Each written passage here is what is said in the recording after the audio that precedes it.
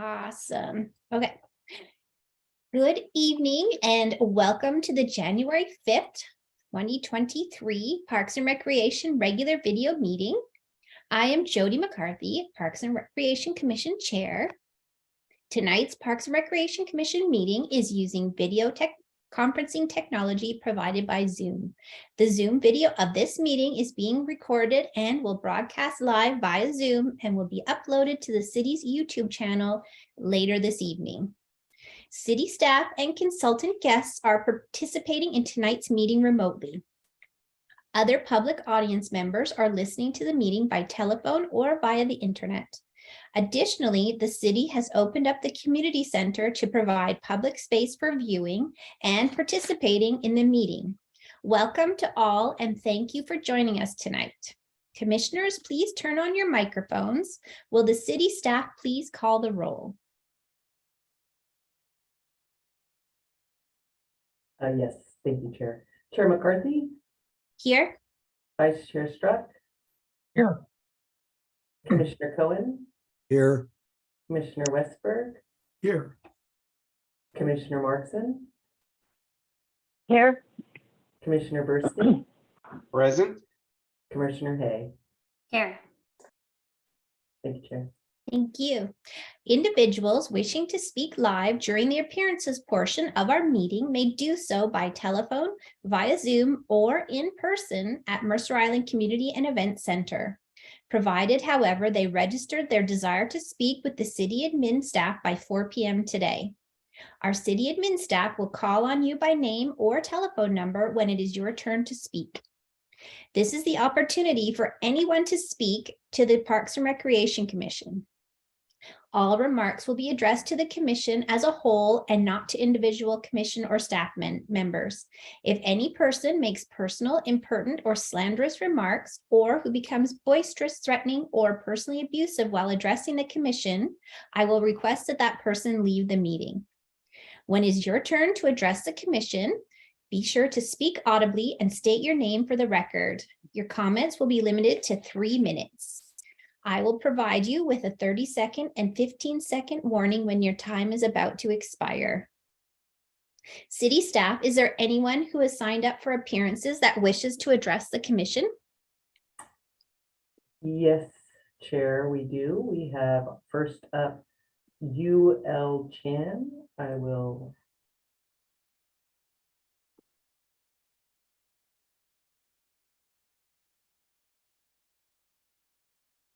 moving over now.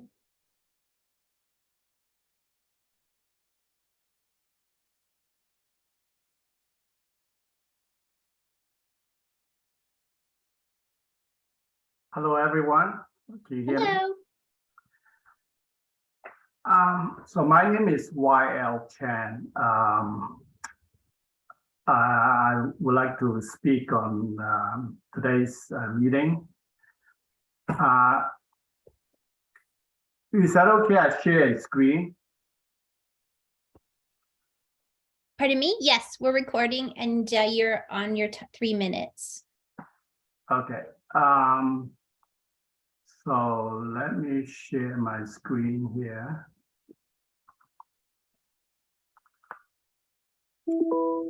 Can you see my screen? Yes, I can. Okay. So this is a Google map. Is that the screen you're looking at? Yes. Okay. So this is an access road between Mount Lake and the University of Washington campus.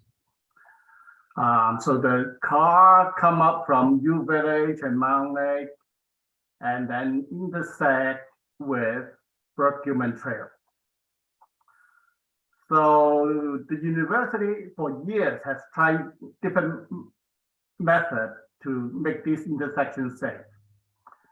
So crosswalk sign, U sign, different versions. The latest version is to have stop sign for the bikers to stop before they cross the road.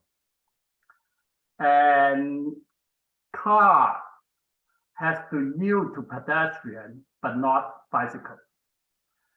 But that's confusion that for everybody, because the bikes zoom across this cross section, and cars don't know whether they should stop or not stop, and sometimes they both stop and both go at the same time. So it's just a confusion and it's still very hazardous. The trail is a well-maintained wide trail, but pedestrian, hikers, and bikers still fight for the right of the road. Okay. So long story short, traffic, bikers, and hikers just don't mix. Okay, so let me, So you have 30 seconds left. oh, is that right? Yes. 3 minutes, okay. So the purpose of the park is, for me, is for safe access to nature and away from city traffic. So years ago, city torn down the beloved suspension bridge and because of liability and safety concerns. And now city is inviting recreation and mountain bikes to the park, creating a higher safety 15 seconds. risk.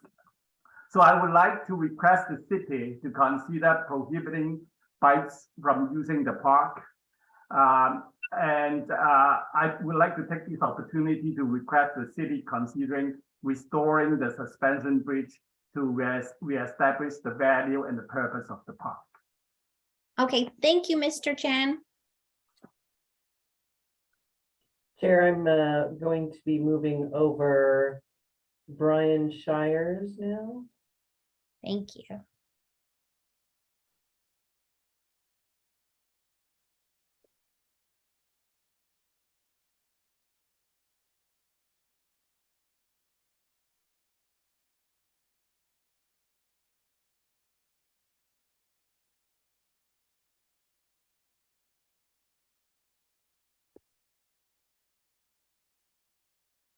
All right. Welcome, everyone.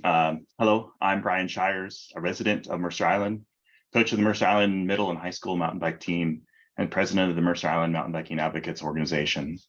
I'm sharing feedback from the local mountain biking community on the published conceptual design for the bike skills area, Mercer Island. First, thank you for keeping the process moving and providing surveys and meetings to get the community feedback. Overall, I'm very impressed with the progress in the conceptual design. It's aligned with the vision we had when we first visited the area and the proposed space. After reviewing the revised conceptual design, I have a few specific callouts for your consideration to refine the design. First, it's great to see the added line that will use the natural slope of the area. Thanks for responding to this feedback and this addition. Hope the steeper grade can be used to provide a step-up style jump to add progression and keep everyone engaged in the park.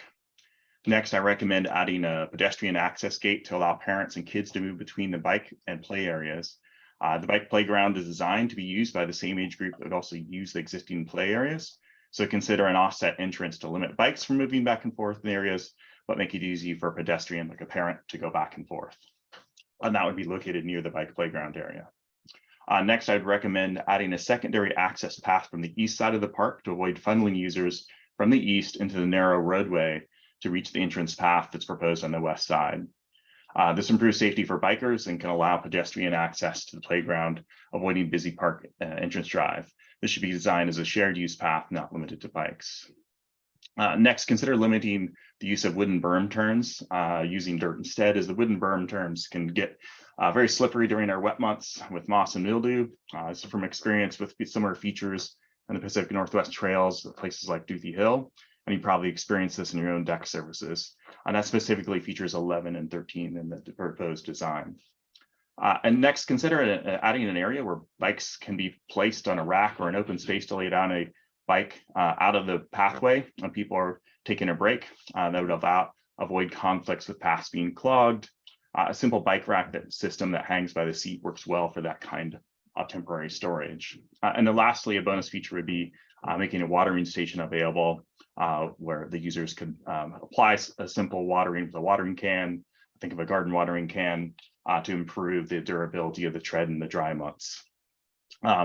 really thank the Parks and Rec Commission for your continued efforts to find a solution to reopen the area and the island. This is going to be a huge asset for our children, users of the community, and having a defined space for them, and really improve their mental and physical health. The Mercer Island Bike community is ready to volunteer to bring this to life, and ready to engage as this process moves forward. Thank you for all the time and effort exerted to this. Thank you. Okay, I'll be moving Brian back. And now we have Rex Andrew. I'll be moving you over.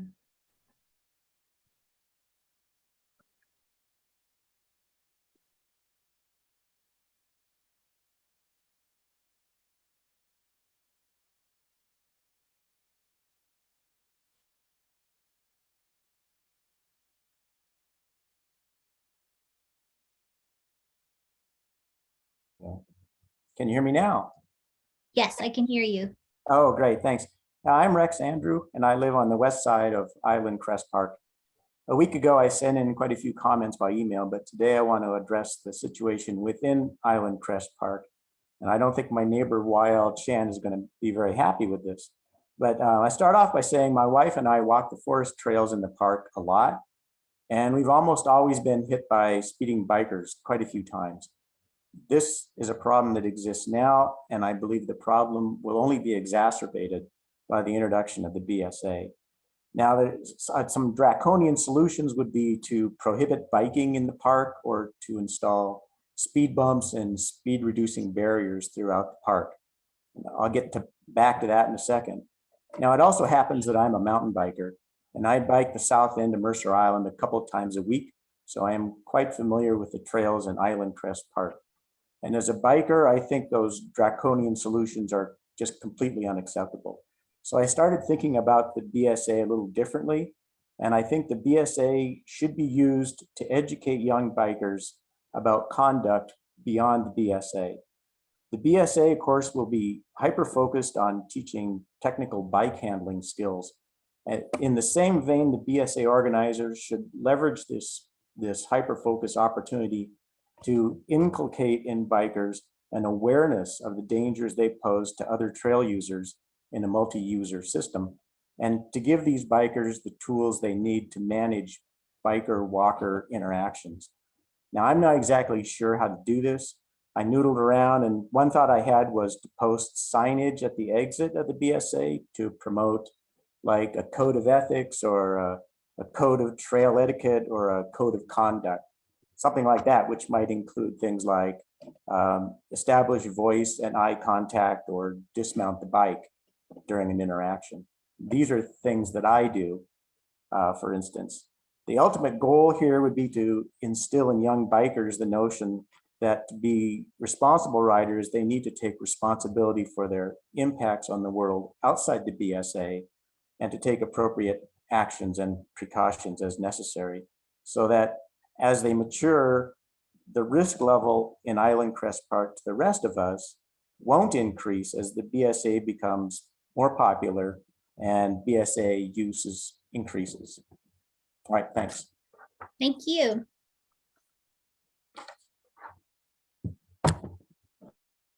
Okay, Chair, I have two more I'll be moving over. The first one we have is Nancy Morse. Nancy, I'm moving you over now.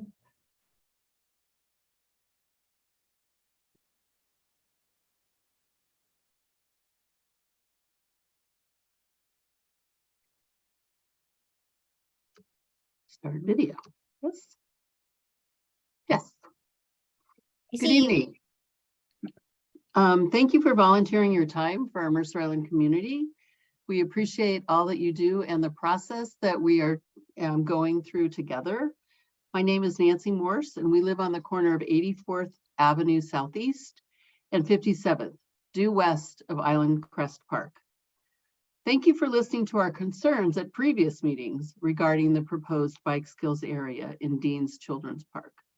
And thank you for sending your postcards about this proposed bike skills area and putting the sandwich boards up along 84th. Also, it appears that some revisions have been included in the most recent design, like moving the entrance to the BSA to the west side of the tennis courts so as not to endanger little kids using Dean's Children's Park. And I agree with Brian that there should be another entrance on the east side as well. However, I'm still concerned about the proposed bike skills area and safety in Island Crest Park. The bikers have already built illegal jumps, which the city didn't have the resources to destroy. The bike skills area will attract more cyclists on the trails in the park as they access it. Already we've had dangerous situations with cyclists on the trails in the park and flying out of the trails onto 84th with cars driving down the street. That's a disaster waiting to happen, which I told you last time. One idea for dealing with this, actually, I learned from my neighbor Rex, but he didn't just mention, is to install fence stiles like we have in the east quadrant of Pioneer Park. For the horses, you know, those wood post things, they're intended for livestock, but could really help slow the bikers down as they leave the park. There are 2 exits from Island Crest Park onto 84th Avenue, which are quite steep. If fence stiles were installed, they would force the bikers to slow down coming out of the park. And I'm concerned about the safety of our walkers on those trails in Island Crest Park, seniors like me, people walking with their dogs, students going to and from Island Park Elementary, and little ones like my grandchildren. Parking is also an issue. The lots around the ball field aren't very large. I liked Brian's suggestion of putting bike racks in, and also Rex's idea about signage. Signage would be great in teaching bike etiquette. 30 seconds. Thank you. I totally understand the need for our Mercer Island kids and teens to have a safe outdoor space to gather. I'm just not sure that this proposed bike skills area will best serve them in our community. Thank you again for your time and for listening as we voice our concerns and work to keep a beautiful park safe for all of us to enjoy. Thank you. Thank you.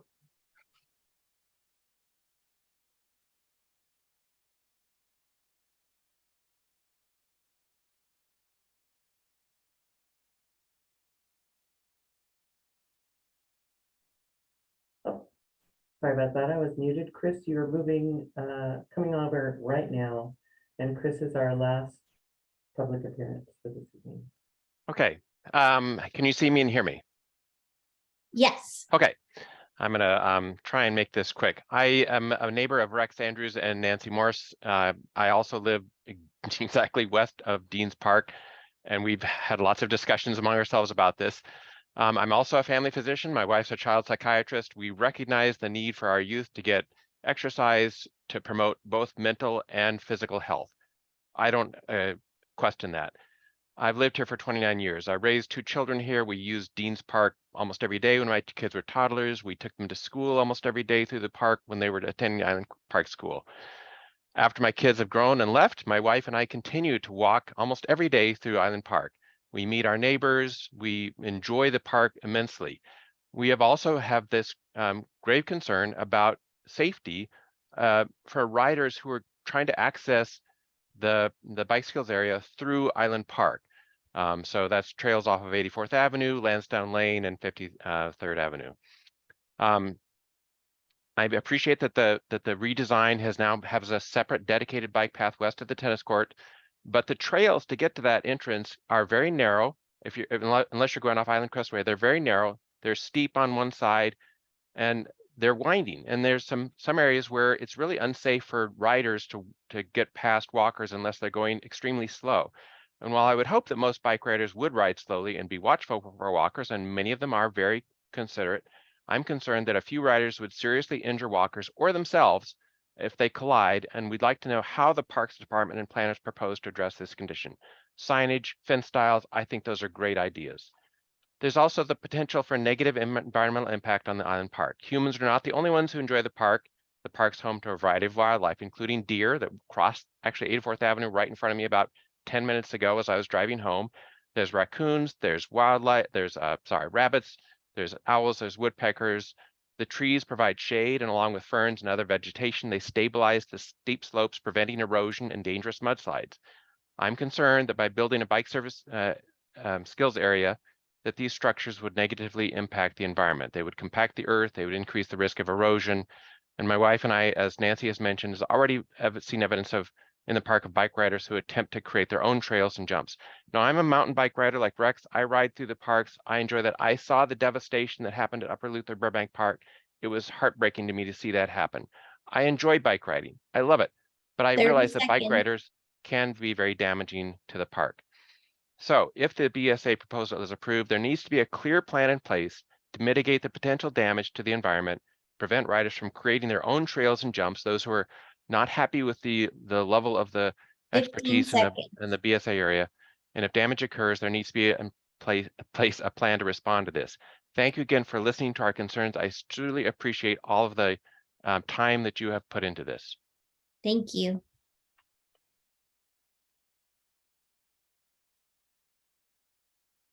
And we have no additional public appearances, Chair. Okay, thank you, Raven. All right.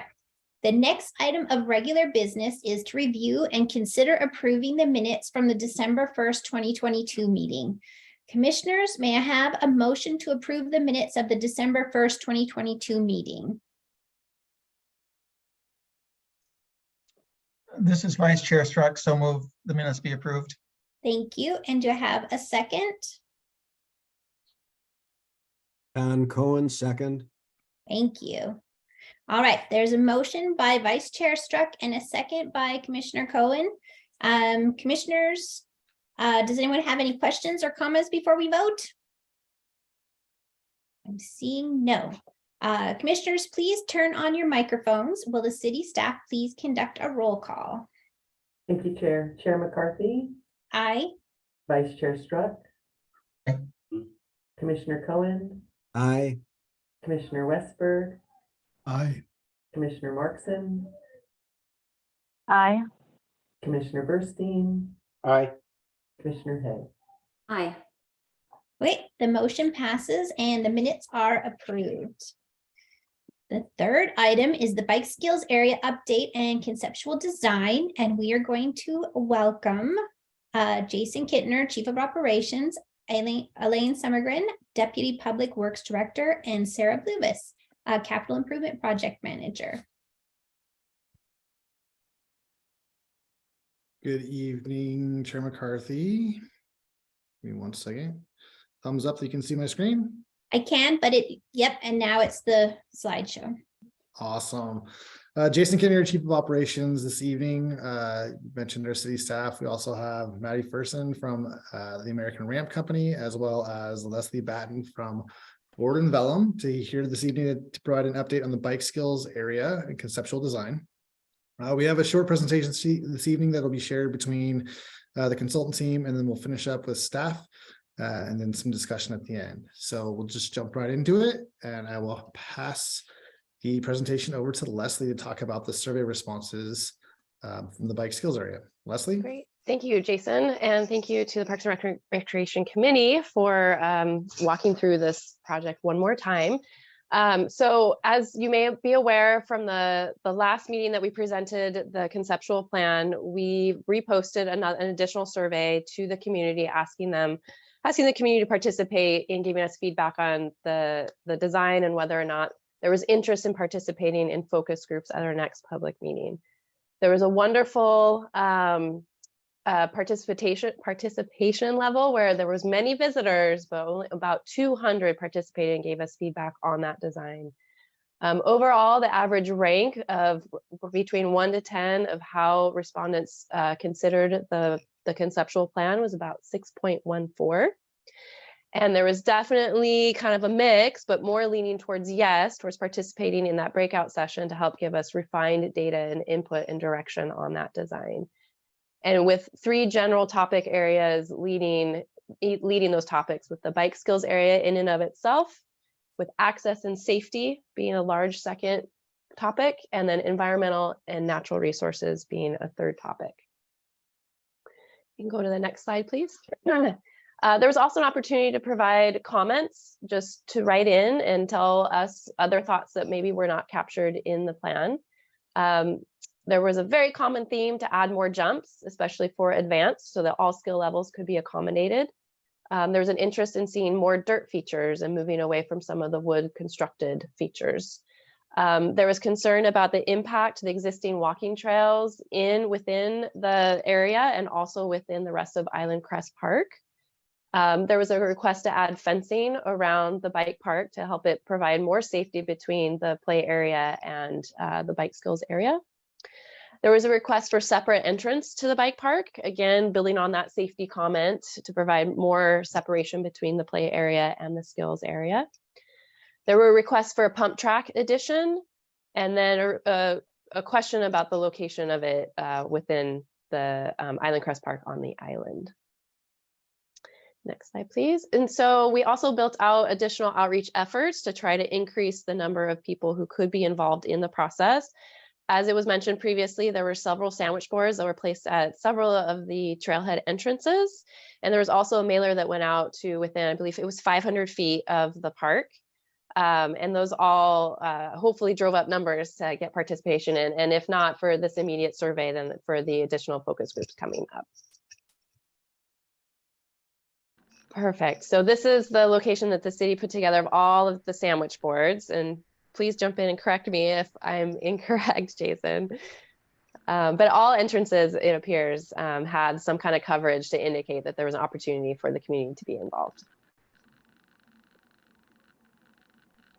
I'll pass it off to Maddie for the fun stuff. Thank you, Leslie. So yeah, just as Leslie mentioned, some of the feedback that we received from the online survey, in addition to the last meeting we were at last month, one of the biggest feedbacks was to add a fence on the east side of the bike park. So you'll see in this revised concept, kind of the red dotted line is the proposed fence. We've also talked to the city about adding a gate between the playgrounds and the bike park area. So parents, kids can go back and forth as needed. You'll also see we moved the entrance to the west side of the tennis court. That was another concern that we heard during the meeting and online as well. From the bikers, we really heard a request for more jumps and to use the elevation change within the park. So you'll see we added an additional jump line. So these two jumps would actually be what's called a step down feature.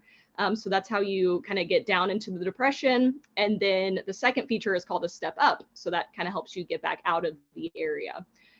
We also heard a request to add more dirt features versus wooden features.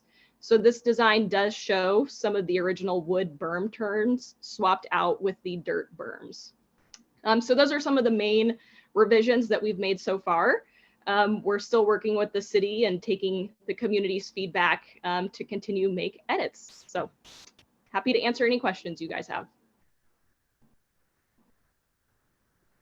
So our next steps, I think the big thing to note is on January 24th at 6 p.m. we have another community engagement opportunity. It will be on a Zoom platform, similar to what we've done for the pros plan, as well as the Mercer Park Playground Project and other community meetings. So it's a different style of meeting than we had before, where again, we're looking to have a couple different breakout sessions to really sort of key in on some specific topics that we need some further refinement for this design.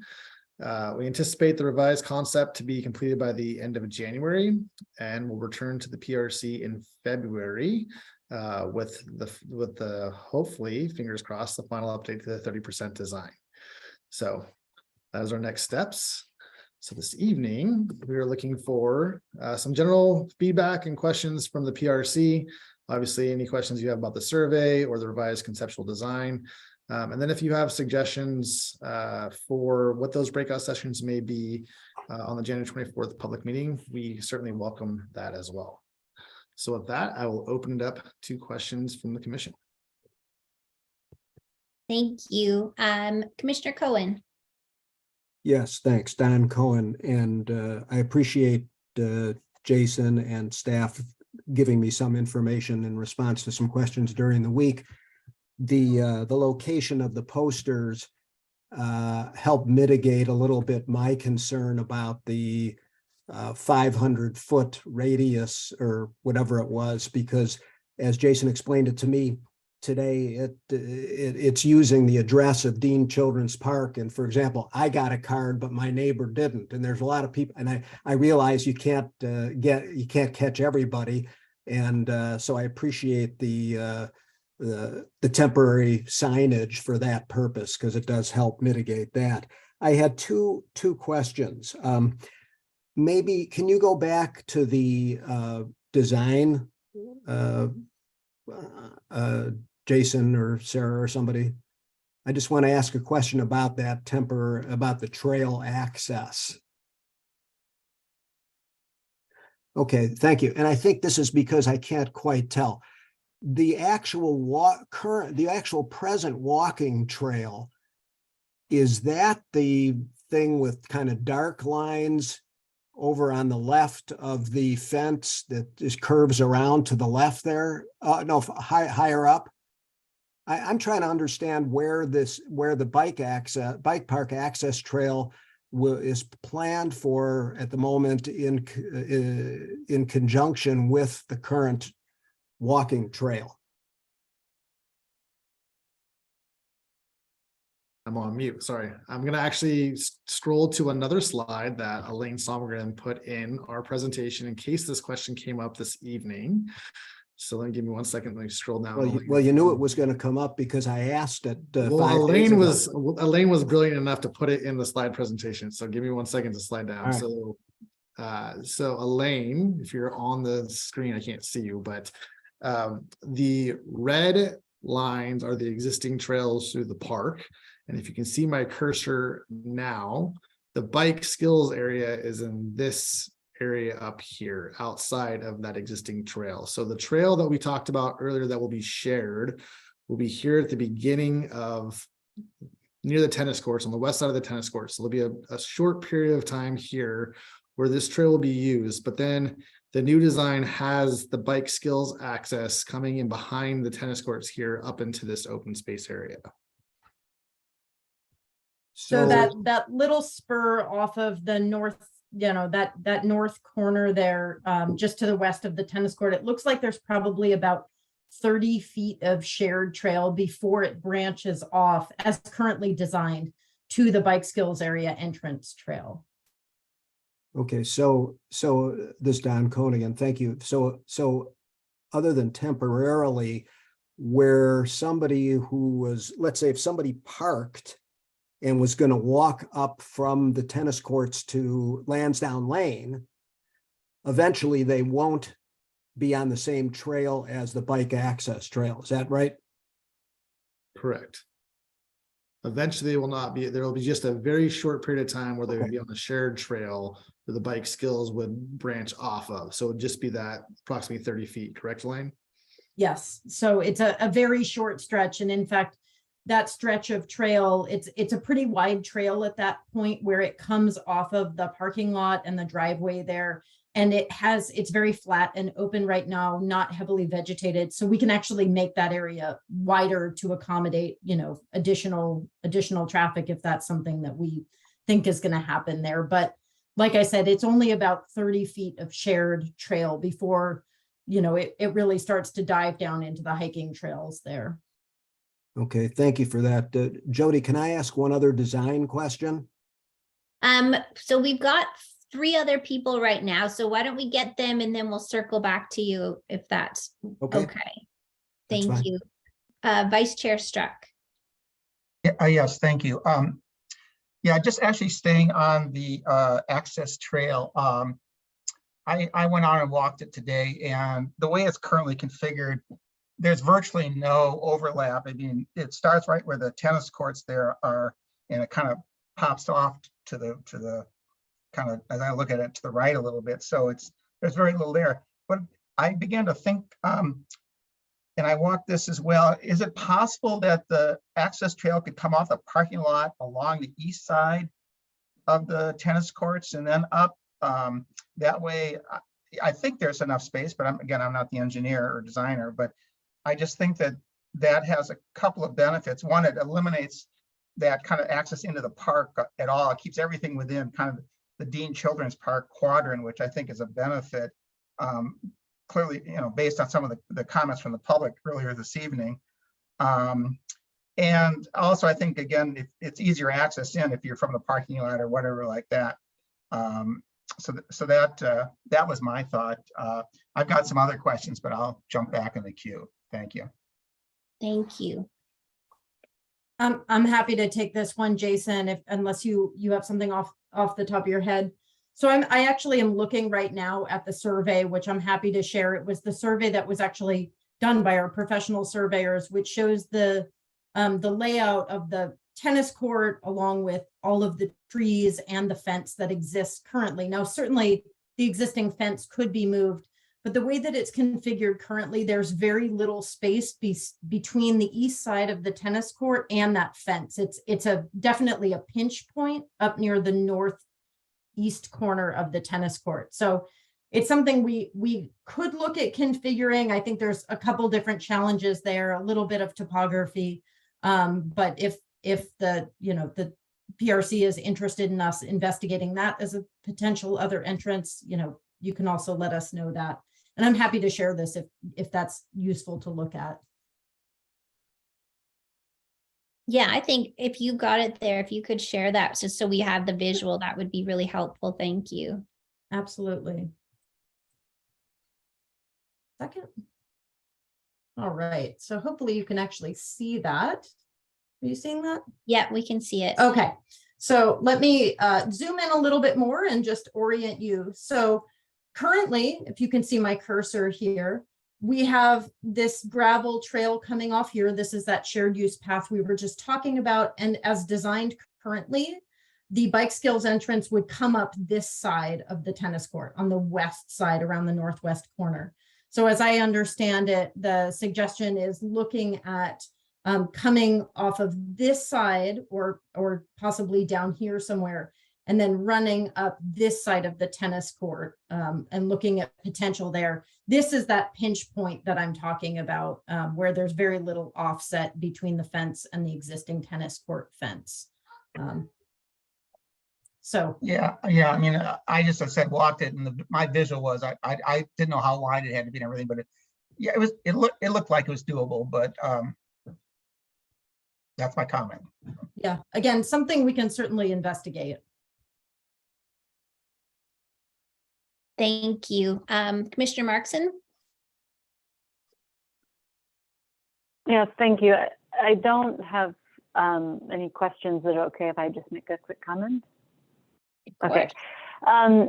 Yeah, I think that I like the adjustments that were made to the design. I think I like the new path location. I had the same question as Commissioner Struck about moving the trail to the right. So I appreciate hearing about that information too.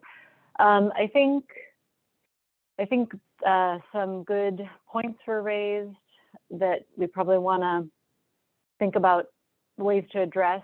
And the two that stood out to me, at least the way I interpreted them, was if there's a way,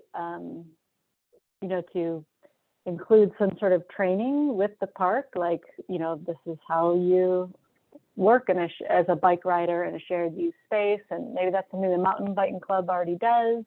Maybe we have some sign, a sign that reminds kids how to do it, some sort of way to, over the long term, encourage people that, our population on the island is increasing, our shared use space is going to be used lots of different ways. So let's train people how to work in that sort of environment for safety and sharing spaces. And then and I acknowledge that, kids on the island are going to come here and they're probably going to go into those other trails more than they already do. And so it's just probably more important that we make an effort in whatever way that is, like an organized effort to educate on how to share trail space. And I did like the idea also of the bollards on the exits from the park, because you do just I run down that trail and you just run right out on 84th. And so it probably would be a good safety feature, or not, whatever you call them, the wood posts. That was it. Thank you. Thank you. Councilmember Reynolds. Yes, just a quick one. Apologies if I missed this, but I believe you said there was a 30-foot overlap between pedestrian access or pedestrian walkway and bike path entrance near the tennis courts when we get on. Is there a reason we couldn't make a fork there and have the walking path, continue to the west and still have the bike path separate from that? I think that could certainly be done. I think we would just want to look at access to the tennis court on that side, because people do currently access the tennis court from both the east and the west side. So I think it would just be a more close look at making sure that access is preserved also. Okay, and thank you. I think that'd be helpful. And can you comment on the comment one speaker made about pedestrian access to this area, the bike skills area, where it would be? And in particular, if there's pedestrian handicapped access to the area or disabled access? Yeah, so I think we can tag team this one as well. So ADA access is something we are looking at. I could actually go back. Maddie and Leslie were talking about having that ADA access potentially from the playground area into more of the central location of the bike skills area. So the ADA access wouldn't be the primary use for the other riders, but it would be provided via more essentially in the playground area by Dean Children's Park. So there'd be a opening in the fence to allow that access into that facility. And is there design that makes that ADA accessible, but not something kids on bikes will go through? That is something that we are working on. That would be part of the next version of the design process. Okay, thanks. I think it's worth noting that entrance, where the original entrance was shown in the conceptual design to the bike skills area, that is actually, that whole area, as far as I know, is already ADA accessible. In that area, it's a paved trail of an appropriate grade and width. So there's fewer barriers up to that fence area, right? And it's just figuring out what that would look like in that interface. I think it's a great point. Thank you. Commissioner Westberg. Thank you. This is Commissioner Westberg. First of all, kudos to the design group. I think you guys really listened to the discussion that we had last time, and I was extremely pleased to see that there was separation between the children's park and the bike skills area, and that you had come up with a new access point from the west side.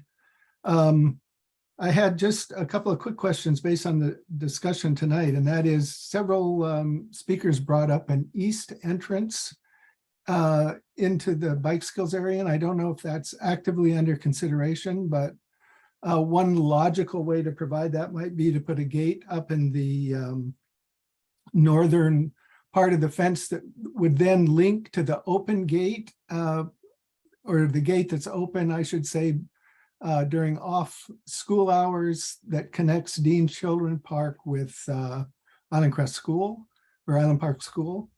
And it would be a very short trail connection from there into the bike skills area where you would not have any overlap or shouldn't have any overlap between small children and the bike function.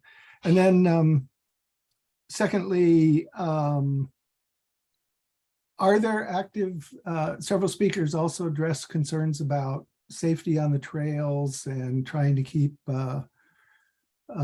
bike speeds down? And is there anything actively being considered in the planning process to address those concerns other than, well, or including potentially putting some type of gate type structure that would slow down riders as they leave the park onto 84th? Yeah, so I'll let you into a little bit of the sausage making that happens behind the scenes. This was a topic of discussion with our team just yesterday, in fact. And so, in particular, that 30-foot space where you potentially could have potentially more shared users in there. We talked a little bit at length in terms of what different applications could be used there to either slow riders down, have them potentially dismount their bikes, different types of surface materials, but then as Councilmember Reynolds brought up, you have the ADA component to it. So it's a combination of looking at many different options and then finding the right solution. I don't think we have the right solution yet at this point in time. I know Commissioner Markson brought up the reference to bollards. Personally, I cringe a bit when I hear the term bollard on a trail, just from some past experience. And, there's some case studies around the region in terms of what happens there. So we want to be very thoughtful in the approach that we take. I don't have the answer for you today. It's something that we're actively looking at. This is something that will get solved as part of this design process. We're at the 30% stage now, but it's something that is being actively talked about and looked at. And, it could be a combination of those different elements. It could be something that we haven't thought about yet. So the short answer is yes, it's a topic of conversation, and we haven't quite identified the perfect solution for this one yet, but it's something we're looking at. Maddie, I'm curious if you have any input on maybe signage that you've worked with and other around the surrounding areas around bike parks about tempering speeds and multiple uses that might be useful. Yeah, absolutely. So signage is extremely important within a bike park. I can't recommend exactly what the verbiage should say, but I have plenty of examples of what other communities have used. So typically it's just how to be courteous on the shared trails, and then also what are the rules of the bike park. So yeah, we want those at every entrance, any gathering places around the park. So absolutely, as we continue through the design, we will start to identify where signage should go and what that language should be. Perfect. Thank you. Commissioner Burstein. This is Paul Burstein. First, I want to echo how pleased I was to see this redesign and incorporating all the comments from community feedback in our previous meeting. In that previous meeting, we talked about the advantages of having the composite wood structures for longevity and maintenance. And we're also hearing from the community the desire to have more dirt surfaces, and each one has positives and negatives. And I'm just curious, from a staff point of view, are you comfortable with the mix of materials being used as proposed, or does that need to be further investigated and thought through whether one is only going to be used or a combination of the two? Good question. At this stage in the design, our team is confident with the materials that are being proposed to be used for this facility. I think there's a couple interesting or different components of this site compared to the Upper Luther site that we've talked about before. Visibility, the frequency in which our staff are in and around this facility compared to Upper Luther is significantly different. And then in our conversations and discussions with the design team, a big element of this project design is actually training our staff on how to maintain this facility moving forward, whether it's the dirt feature, whether it's the wood feature, whether it's a combination of the two.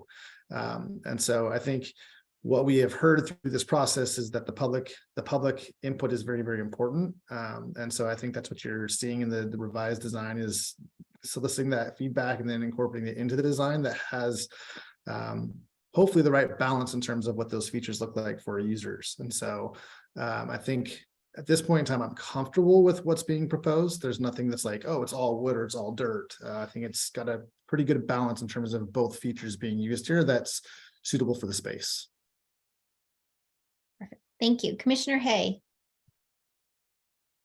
Thanks. I don't have any questions, just wanted to comment that I think this looks really wonderful, and I like the changes that were incorporated. I really like that separation between the playground and the BSA and the separate entrance. So I think that looks great. We also heard some thoughtful and practical comments by email and in public comment tonight. So it would be great to see those incorporated on the 30%. I also liked the idea of a pedestrian gate between the playground and the BSA, hopefully near the bicycle playground area. I think that's going to help people to flow between those areas really nicely. And then I share those same concerns about the east access and multi-use access points, and seeking out ways to make that safe for multi-users. Some of the trails that I've cycled on have kind of a switchback entry where you have to go back and forth with your bike. So you can try to ride it slowly, or you typically would get off of your bike and just walk through that initial access point. And then once you're on the wider part of the trail, you can keep riding. So, something like that, or the low wood fencing. I'd like to see some options for tempering those speeds and improving safety of multi-use access points. But overall, this looks great. You guys have moved really quickly, and I'm super excited to see 30%. Perfect. Thank you. Commissioner Cohen. Yes, thank you, Don Cohen. Before I ask my one design question, I agree that we ought to be at least investigating moving the access trail over to the east side of the tennis courts that some of the other people suggested also. I also agree, as you know, with the concerns about potential impacts on non-bicycling trail users and the environment. And I would encourage staff to continue with a very proactive consideration and focus, and not secondarily on trying to solve the kinds of issues that Dr. Vincent mentioned and Rex Andrew mentioned. My design question, this probably is for Elaine, but I'll leave that to staff.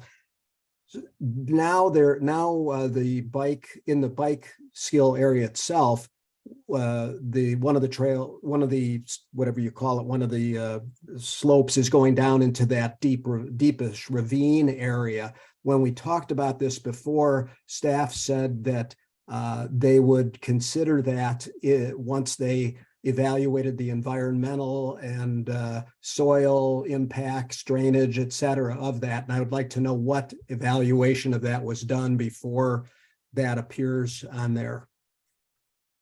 Yeah, I'm happy to address that, Commissioner Cohen. So after the last meeting, knowing that this was a concern, and also that there was a lot of interest in this from the riders, because it is one of the pieces of actual topography in this area of the park that people want to ride.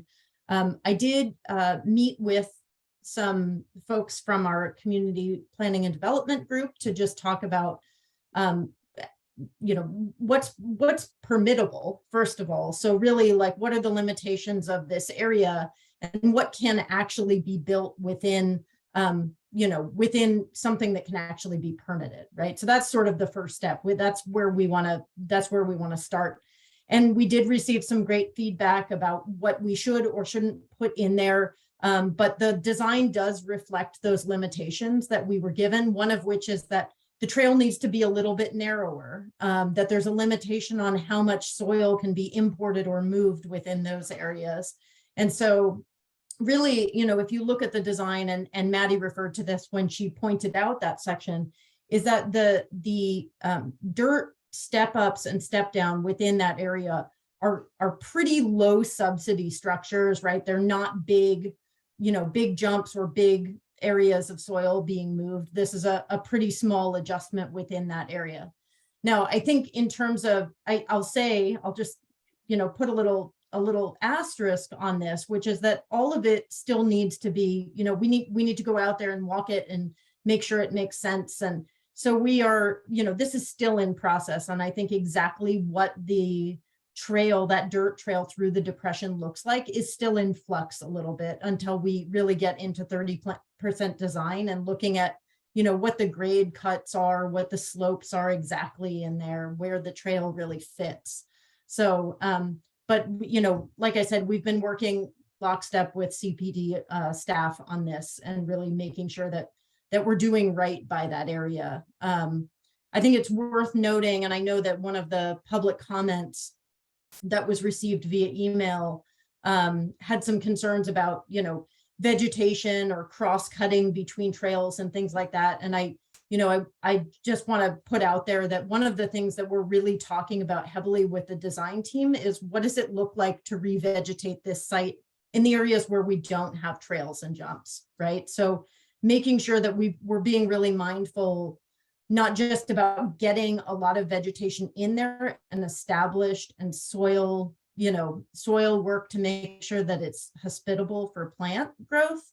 But, thinking about what the structure of that forest is going to look like when we put in low shrubs or more trees, things like that. And I think that depression area is a great example of that. Right now, that area is completely denuded. There is no vegetation on it whatsoever. And so I think really anything that we do in that area to revegetate it is actually a benefit to that area it doesn't currently have. So I'm actually really excited about the potential of really planting that area out pretty heavily.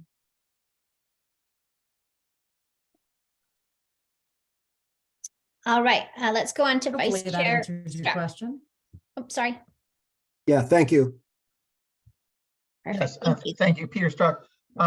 So I'm looking at the schematic of the trails there, the colored slide. Yeah, so it looks like there's basically a blue skills trail or intermediate skills, and then a green skills trail. But then it kind of they kind of merge at the end there. I guess it kind of towards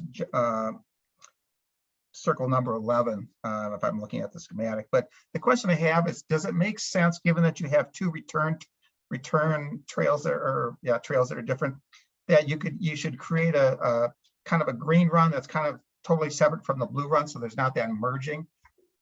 Isn't that, I think that would be a better way. I think of skiing, and it's always when the beginners and the intermediates come together, if you will, or advanced, that's where problems get created.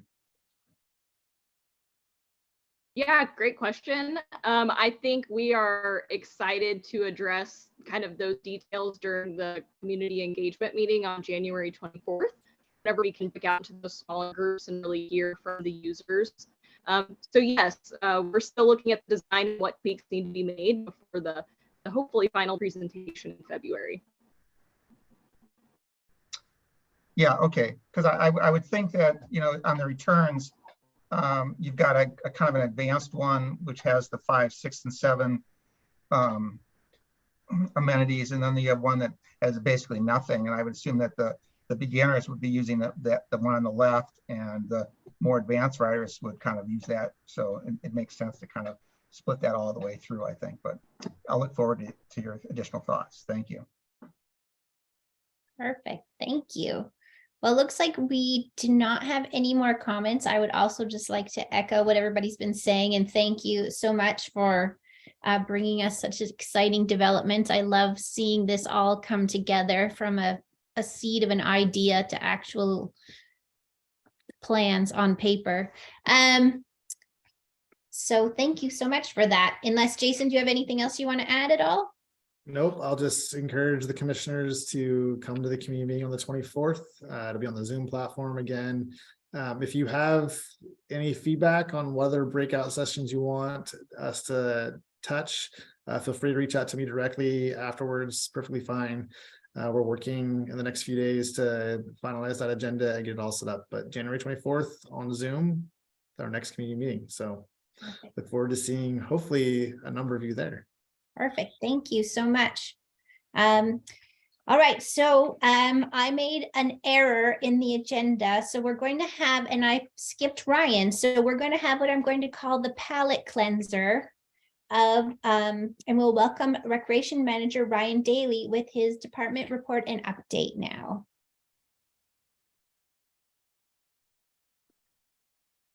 Almost. Thank you, Chair McCarthy. And I was worried that it was that joke that I told right before the meeting that I thought was really funny, but it was a great dad joke. But with that, I will move into this department report. If I can share my screen real quick. Please let me know when you see that picture. I see it. All right. I'm just going to move some things around here on my desktop real quick. Too many screens. All right. Well, happy 2023, everyone. We came out of 22 very, very strong, and I'm excited to announce that your community center is now open at 9 a.m. each morning. This is great. This gives us an opportunity actually for those 10 a.m. programs, such as pickleball, volleyball, and all of those, we can get those participants into the gym a little bit quicker. And so that's working out really well, as well as those who are using the fitness room. So we are back at pre-pandemic operating levels at your community center. And it's going very nicely thus far, 5 days into the year. We do, as you can see there, rentals still do occur on Sundays or are available, as well as after hours, Monday through Friday, and on Saturdays as well. We are offering a number of programs hosted by third-party organizations such as Jazzercise, Yoga Bliss, Osher Lifelong Learning, which is a senior program that'll be starting up here later on this month. And then Friendship Circle, which is a specialized recreation program that rents the facility on Sundays. So really exciting stuff as we move forward and look to expand our programming options in Q1 of 2023. The fitness room is back open. I talked about this before, but then we had to close it for a little bit. We had some flooring challenges. We got new machinery in there. We actually ended up with no heat toward the end of the year. And if you remember those last couple of weeks, it was a bit chilly. So during this closure, we had the opportunity to fix those issues, and we're back up and running. And that facility is usable free of charge through the rest of the month. So I've encouraged our Chief of Operations, Jason Kittner, to come by and test out each piece of equipment. I'm anticipating he'll show up any week now to test out that bench press. Continuing with the community center, and I did forward an email on to the commission on this this rental that we hosted with Oriana Ladies League. Outstanding, awesome rental, completely transformed the Mercer room. There was a runway with a fashion show and dancing and singing, recognizing their 1-year anniversary. And so I just want to give a big shout out to our staff. This is a unique usage, I'll say, for the Mercer room. Takes a lot of collaboration between our team and that of the Oriana Ladies League to make something like this successful. And it went off great, outstanding use. And so I just wanted to highlight that for the commission. Closure days coming. The facilities will be closed on Martin Luther King Day. That includes the community center and city hall. So just a heads up on that we will not be operating on that day in recognition of Martin Luther King Day. But even though you can't attend the community center, you can volunteer. And we have a volunteer event taking place on that date, or is scheduled for January 21st, 10 a.m. to 1 p.m. at Luther Burbank Park. We'll be spreading mulch, improving soil health, fixing some old trail, and creating ivy rings around some of the trees. So that link is listed below. So please take a look at that and feel free to volunteer. And then just continuing to recognize some of our park maintenance and natural resources team. Jenny Gregg obtained her certified playground safety inspector certification. Sounds easy, right? Slides, things like that. This is a really challenging certification to receive. And so congratulations to her for going through that process. It is extremely challenging, and obviously she did a great job and received that certification. Also, our urban forestry project manager, Andrew Prince, he has added the municipal specialist credential to his list of certifications. So that's another addition to our team there. And then we'll be wrapping up December, and actually we're continuing that work into this month, replacing stair treads, replacing handrails and other repairs at Mercerdale and at North Mercerdale and the right-of-way connector trails also. And then, of course, with the wind, the snow, the ice, the rain, you name it, kind of the list goes on over the last couple of weeks. That team is doing a lot of cleanup in our parks and our open spaces. So that's definitely ongoing work that they're putting in. And before you know it, we're hitting the spring timeline. And that's when athletic fields need to be prepared and all kinds of stuff like that. So we are extremely busy, or I should say that team is extremely busy preparing as we move forward. I did want to provide a real quick update on the gift acceptance policy. You'll recall that the Parks and Rec Commission endorsed the draft policy at the December meeting last month, but it hasn't yet been approved. We still have some work to do on the staff end with this policy, and we're working on refining the procedures that will accompany this document. Once that occurs, that policy and the procedures will undergo a legal review with our city attorney, and then the policy won't actually be approved or finalized until done so by the chief of operations. So in the meantime, as we've been doing to date, we'll continue to work under the current or previous policy. So more to come on that, and I'll keep the commission updated as we move through the next couple of months. South Mercer playfields. This is some good news. We are really progressing on this project. Again, this is being coordinated by the Mercer Island School District, but the multi-purpose field is now open and ready for use, and we actually have started renting that field out. And this week, I actually believe, is when those first rentals are taking place. So the district and the contractors are still continuing to work out there. We're hoping later this month that the restroom, the playgrounds, and the batting cages will be open for use again, as well as the full parking lot.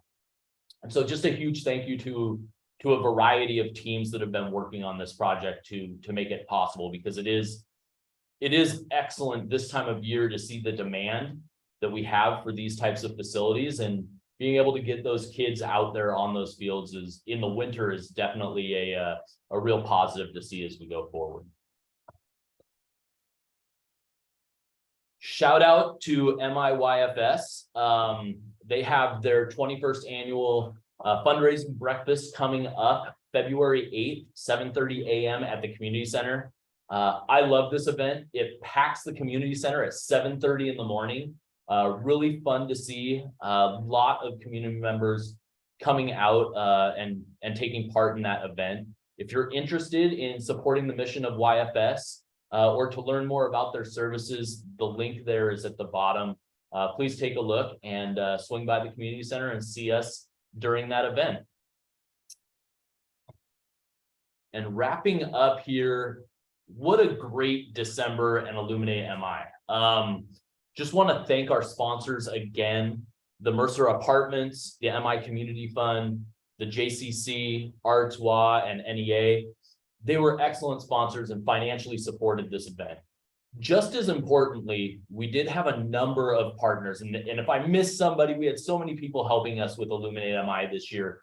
I apologize, but the Mercer Island Firefighters Union really helped with the munch. John L. Scott provided the horse-drawn carriage rides, if you saw those around downtown. The Friends of the Library with the book sales, the Girl Scouts with the toy drive, Shabbat Mercer Island with the menorah lighting, Myval with all of the things they've helped us with, the art shows and things of that nature at the community center, as well as the preschool association with the light maps. We just had some great partners, wouldn't have been as successful without them, and just went really, really well. And so I included a couple of pictures here. It was extremely well attended event. Thank you to many of the commissioners and city council members who also attended those two events there at the end of the year. So with that, I thank you, and thank you for letting me jump in, briefly there. Thank you so much for that, Ryan. I feel like now might be a good time for us to have a 10-minute break before we jump back in with Paul and his project. So it is now 6:40. So let's come back at 6:50 and we will dive into the Aubrey Davis Trail information. Thank you.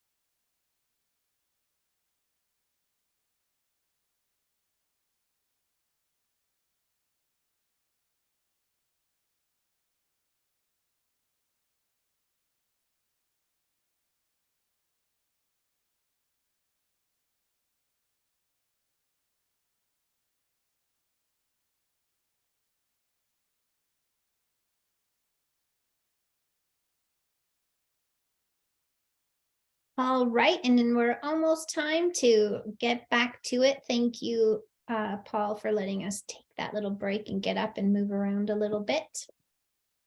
For the fourth item of regular business is the Aubrey Davis Park Trail Safety Improvement Project 30% design recommendation. And we welcome Capital Improvement Project Manager Paul West. Hello, everybody. Paul West here. Thank you for letting me present this to you tonight. I'm going to share my screen right now, and we'll get going. I'm assuming you can see that. I can see it. Great. So this is the fifth meeting on this 30% design, and I'm going to just go through a quick timeline. Hold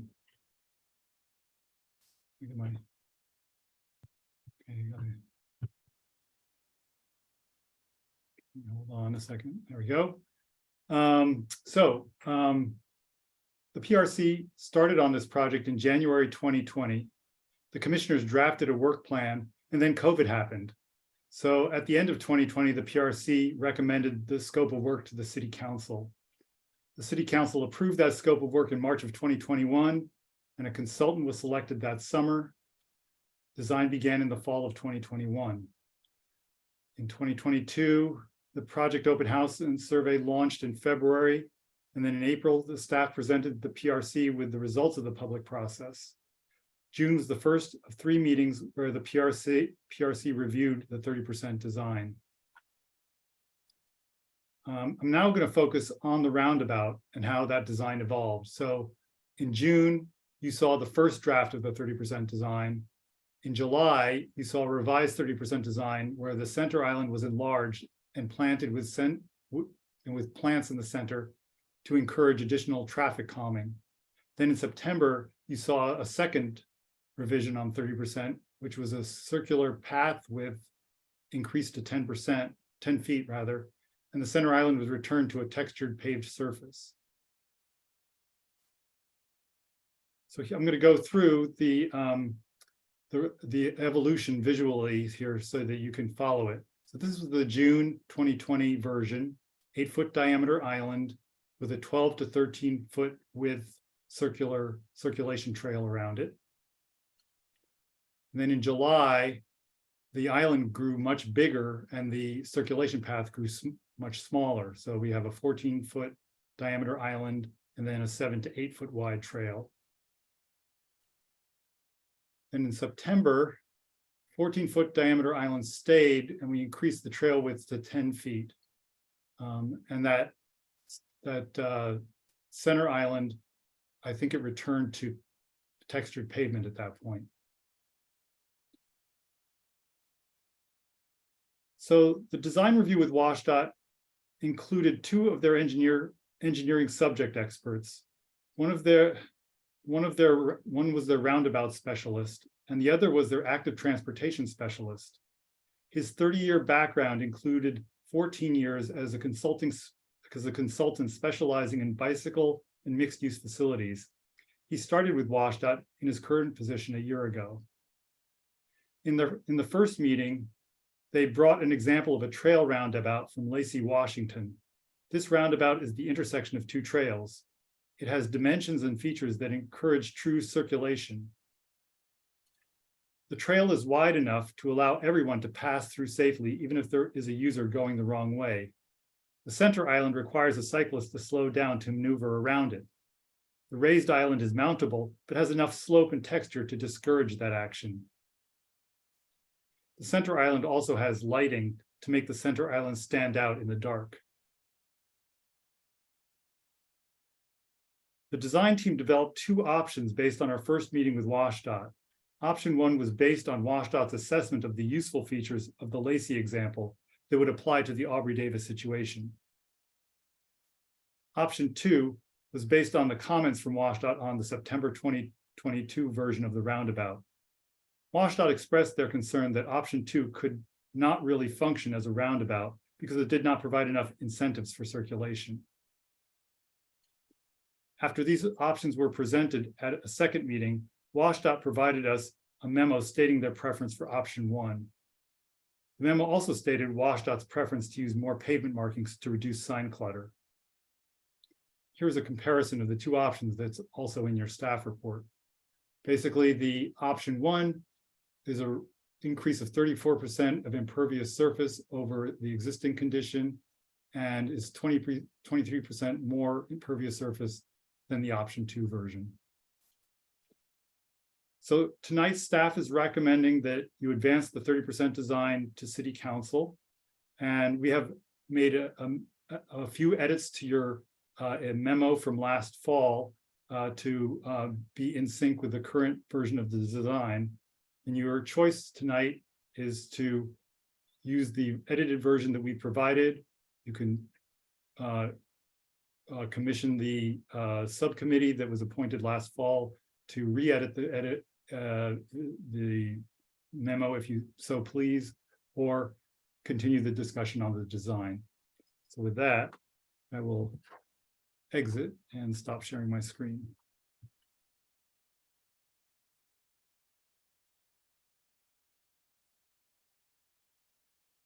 Thank you, Paul. Commissioner Westberg. Thank you. This is Commissioner Westberg. Paul, I had a couple of questions based on your presentation. So if we are forwarding a memo, what is the 30% design recommendation? Is it option 1 or is it option 2? Oh, I'm sorry. Yes. Or is it none of the above? No, it's option 1 is included in this 30% design that is part of your package.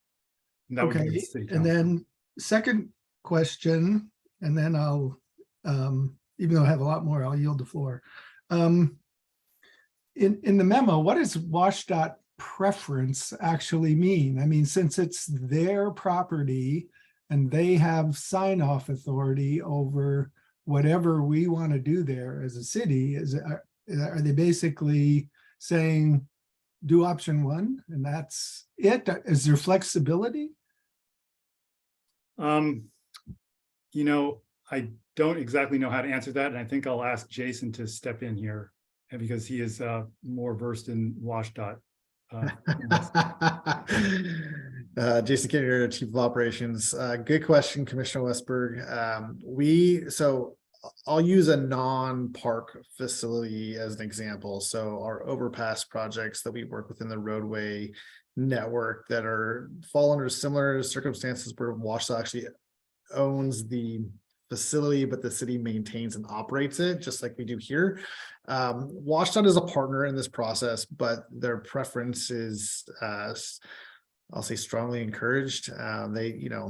They want to work with the city. They don't want to rule with an iron fist per se. But they definitely want to be at the table and discuss different options for the city to explore. Are there other options that they're open to that have been part of the discussion? Yes. Ultimately, where they landed is they had 2 options, and the options they preferred both would work, I think, in their eyes, but they have a clear preference for the preferred options, which is what staff's recommendation is here. If we went alternatively, if we went a different route, it may require additional engineering. There may be some additional risk or liability that the city would have to take for that. If that was the case, it would certainly potentially slow down this process because additional engineering and design work would have to take place as well to make that, to sort of sort through all those different design questions. So the short answer is their preferred option is, I think it's a combination of the 2 different teams being to work through a potential solution here. And that is the reason that the staff recommendation is put forward is because that's what your staff and the WashDOT and design team feel is the best option moving forward. Okay, and I appreciate that, Jason. Thanks very much. If I can just add a comment, I went up to that area today and walked it, and a 44-foot roundabout is huge in that area. I mean, it's you're going to be bumping up against that support pillar unless somehow it could be shifted over toward the parking lot, and then you've got a downslope to deal with. It just seems like it's sort of overkill for what we're trying to do there, but was just my impression from walking around. I will say that the pillar has been brought up by actually through public comment before. That was when we met with WatchDOT, that was actually brought up as part of the discussion as well. Paul, correct me if I'm wrong, but I believe the pillar is outside the area of influence, I would say, at this point in time. It's something that we're still paying very close attention to, but it is outside the work area, the construction area. That's correct. And as for the grades, the grade changes are, the consultant is factored that into both the design feasibility and costs. You know, right? Yes, it looks awkward to put a large roundabout in that space as it's currently graded, but you have to realize that the whole park is an artificial grade. I mean, you know, the grades look natural once they're vegetated. Thank you. Commissioner Hay? Thanks. Yeah, Commissioner Westberg hit on the same issue that I'm looking at here, which is the width of this at 44 feet is enormous compared to the 12-foot trail that we have currently. And I also had a question about that column because, Paul, you showed a picture in your presentation with the column in view. And I definitely envision this roundabout being in the center of that convergence zone as it currently exists. But when I walked the space, I realized that the roundabout would actually be shifting significantly. It looks like about 16 to 18 feet shifting uphill because we only have what looks like about 4 to 6 feet to expand before we would hit that column. So I also noticed last night on the option 1 drawings, it looks like you can see the existing trail underneath the proposed design, and there's a little curvy side, you know, the trail actually takes a curvy deviation from the current trail. Is that correct? We would have to move that roundabout uphill quite a bit in order to accommodate a roundabout that size. Can you speak to that and give us an idea of where the roundabout would actually be?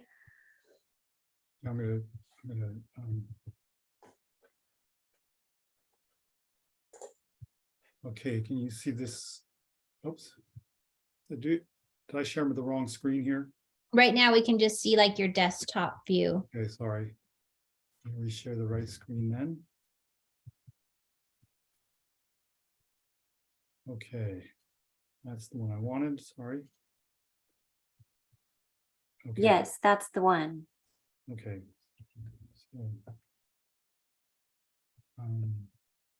So the I'm gonna go up here. It's not advancing. There we go. Okay, there we go. So here's the column right here. You can see, you're right, you can see the existing trail is running right in this area. It's kind of running right in through here. So it's kind of on the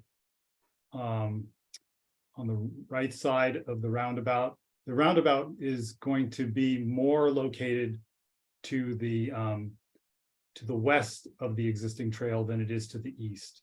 So they're going to build up this grade near the parking lot in order to make that roundabout fit. And then this access spur will come down into the parking lot from that. Okay, so one follow-up question, looking at the trail to the east, that's the trail I was interested in because it looks like that trail is going to have to move. And we see the existing trail underneath. Is that correct? The existing trail goes right alongside the column, so that if somebody were continuing along the trail and then heading north, it's kind of a natural progression. But I can see that the trail would have to move to accommodate a roundabout of this size. So you'd have people coming up the hill, and then you'd kind of have them go uphill again and then back around to go north. So that seems like kind of an unnatural way to ride, to go up and then to the left and then to the right. You know, if somebody were continuing west, it makes sense. But you know, is it correct that the trail would be moved? The trail would be moved. I'm not sure that there's an uphill on the roundabout. My understanding is the roundabout is mostly level, or, you know, less than a 5% grade, but I'm not sure about that. Yeah, because we're shifting the whole roundabout west, it would force it onto a bit of a slope. Yeah, right? but the grades can change. Like I was saying before, these Sure. are all artificial grades that were created when the Lid Park was constructed. You know, the engineers have accounted for that, and they believe that the grades can be adjusted such that the transition to this slope is feasible. Okay, so it looks like the existing trail to the east, would that just be removed near the column? Yeah, so right now, you're right, it does run close to the column. It's rerouted to come into the roundabout at a 90-degree angle, so it does curve. It does curve to the left a little bit to meet the roundabout at a 90-degree angle. Okay, thanks. Thank you for that. Commissioner Burstein? This is Paul Burstein. So when I hear that WashDOT prefers option 1, I take that as based on what Jason said as well, a very strong recommendation. And my question would be, how sensitive are they to the escalating cost of the project, as well as the community concerns about expanding impervious surfaces in the park? So is it, you know, they're just far enough removed that they're immune to those discussions and saying to us, go find the money, go apply for the grants are there, but you have to go through the whole process? Or are they going to contribute directly in the escalating cost, as well as participate with the community in discussing the mitigation of impervious surfaces? So our conversations about this with WashDOT did not include discussions about the cost. They are aware of the community's desires and concerns here. They were involved in reviewing feedback that we've gotten on the project in the past. Unfortunately, we had some turnover, so we had to, these new engineering staff had to be brought up to speed on the project, but they were aware of the concern about impervious surface. But they were also aware of the concern about, you know, and the ongoing dialogue about whether, you know, earlier versions of this roundabout were effective, and the concern about, you know, the safety of having vegetation in the island, and whether the island should be traversable, should it be paved, should there be curbing. I mean, they were aware of all that discussion, and they basically expressed the concern that all of the earlier versions were not really roundabouts. They were mixing zones, and they were not going to really achieve the goal that we were trying to achieve, which is that people who come into this intersection can do so in a safe and effective manner.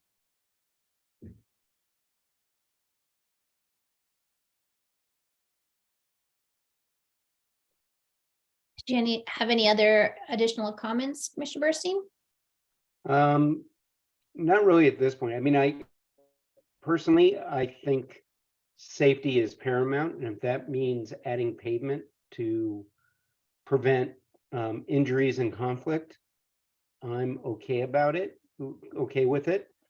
I just want to make sure that WashDOT is standing by our side and isn't someone who is got a great deal of influence, but not a lot of back-end responsibility for that influence.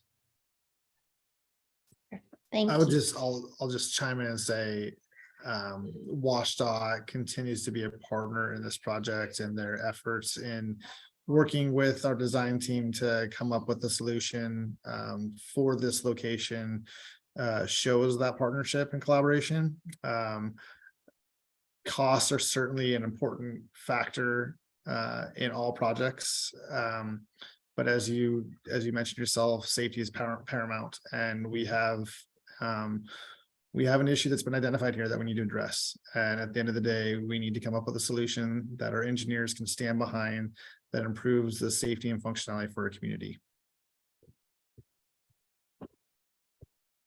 Thanks. Thank you. Commissioner Cohen. Yes, thank you, Don Cohen. Has the city's consultant provided a recommendation on this? I'm struck, no offense, I'm struck by the fact that there are multiple city staff members on this call and nobody from the consultant who's been paid many, many thousands of dollars is supposed to have been and still be, I guess, an expert on design and safety in this context. And but we have the staff making a recommendation, which it sounds like is based on its review of WashDOT recommendations. I'm not questioning whether that's a legitimate basis to make recommendations on, but what's the city's consultant say, or maybe the city's consultant hasn't been asked that question. Good. Thank you for that clarifying question. That's good feedback, important feedback to hear. So KPG Pasamas is the engineer of record. They're working on behalf of the city.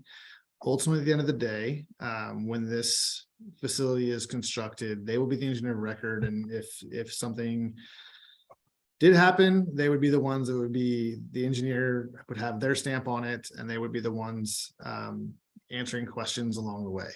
They have been part of these conversations with WashDOT. They're supportive of this approach and design. This is, through the conversations with WashDOT, KPG is the one actually putting together the architectural renderings and design renderings that you're seeing here. They're not on the call this evening. One, because we've overexpensed our engineering consultant dollars for this project, and we're trying to be mindful of that along the way. We can certainly have them come back if that's what the commission would prefer, but it is their design recommendation. They're just not with us this evening because staff is correlating that information to the commission on behalf of the consultant. Okay, thanks for that information. If we get to the point of the memo itself, I'm going to suggest that the memo be revised to mention WashDOT's preference for that option, staff's recommendation of that, and the city's consultants' recommendation for that also, because everybody says this is a safety project and we want to have our documentation for the basis for it as clear as we can. So thank you, Jason. Thank you. Vice Chair Struck. Yes, thank you, Peter Struck. Kind of on the vein of what others have been saying, the way I kind of approached this issue was, I said, well, is there any empirical evidence, studies, if you will, that would suggest, option 1 or option 2 is better? And my review, which again is by no means exhaustive, but I really didn't come up with anything definitive that would really point me to option 1 versus option 2. Really, the only conclusion I could reach is that the wider the trail or the area is, generally the faster the bikes go, is what empirical studies have said. And that kind of makes sense. The wider the road, 4-lane generally has faster, higher speed limits than 2-lane, that kind of thing. So that kind of left me a little bit perplexed. And then I kind of stepped back and said, well, one thing I know for certain, and it's shown in the memo, and I appreciate Paul West's kind of timeline, is that impervious surfaces has increased tremendously. And so I'm kind of saying, well, I know for a fact for one, but the other one is kind of uncertain. So I'm kind of leaning towards option 2, unless the experts can kind of come and say, well, yeah, there is evidence that what we're thinking is true, and they should have that readily available. I'm surprised they didn't provide that. But anyway, that's my thinking. Thank you. Thank you. Commissioner Burstein. Paul Burstein. Just curious, the example in Lacey as kind of a bellwether design. Is that a mixed use path or is it bike only? It's mixed use. Okay, thank you. Thank you. Commissioner Westberg. Thank you. I just wanted to clarify a couple things, Paul. One is that the percent increase from existing square footage, is that for the overall project?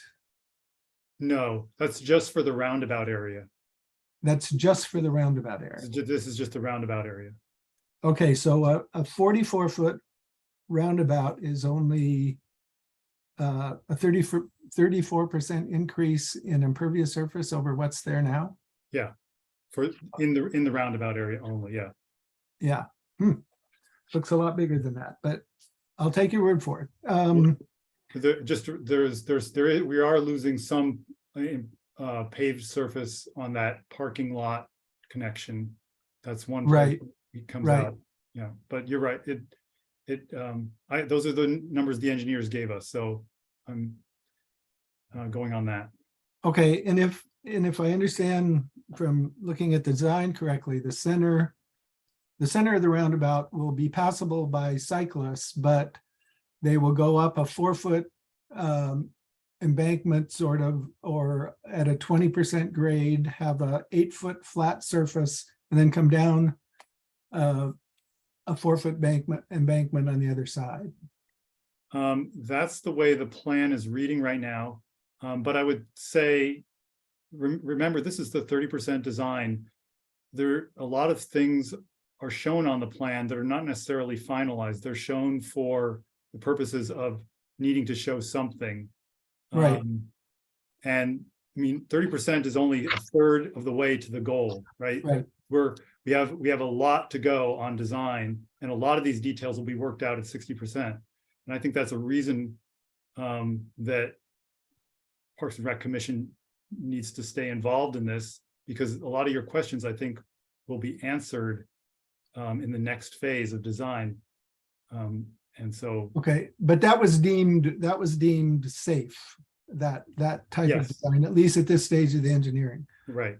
Okay, well, and one more quick comment, and that is, and kind of a question too, is I fully agreed with the statement in WashDOT's letter about using pavement markings in lieu of signs. I mean, it just seems like this plan right now is riddled with, there's a forest of signs, particularly around the roundabout.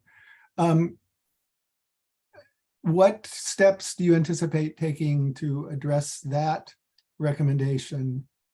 And I know Commissioner Hayes had a lot of questions about signage too, but that's both a way to reduce clutter, but also cut costs.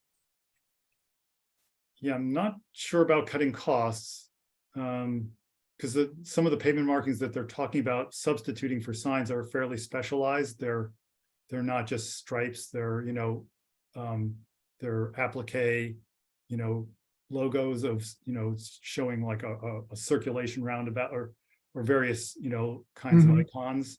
So these pavement markings can get pretty complicated, but I don't have a very concrete answer other than there are functional equivalents of pavement applications for each of the signs that are proposed. And so I guess WashDOT is just proposing, if you want this sign, you want the functionality of this sign without having it be a sign, use a pavement marking instead. I don't think WashDOT is saying reduce your number of traffic control measures. Okay. I was thinking of something more basic, like big letters that said, slow down.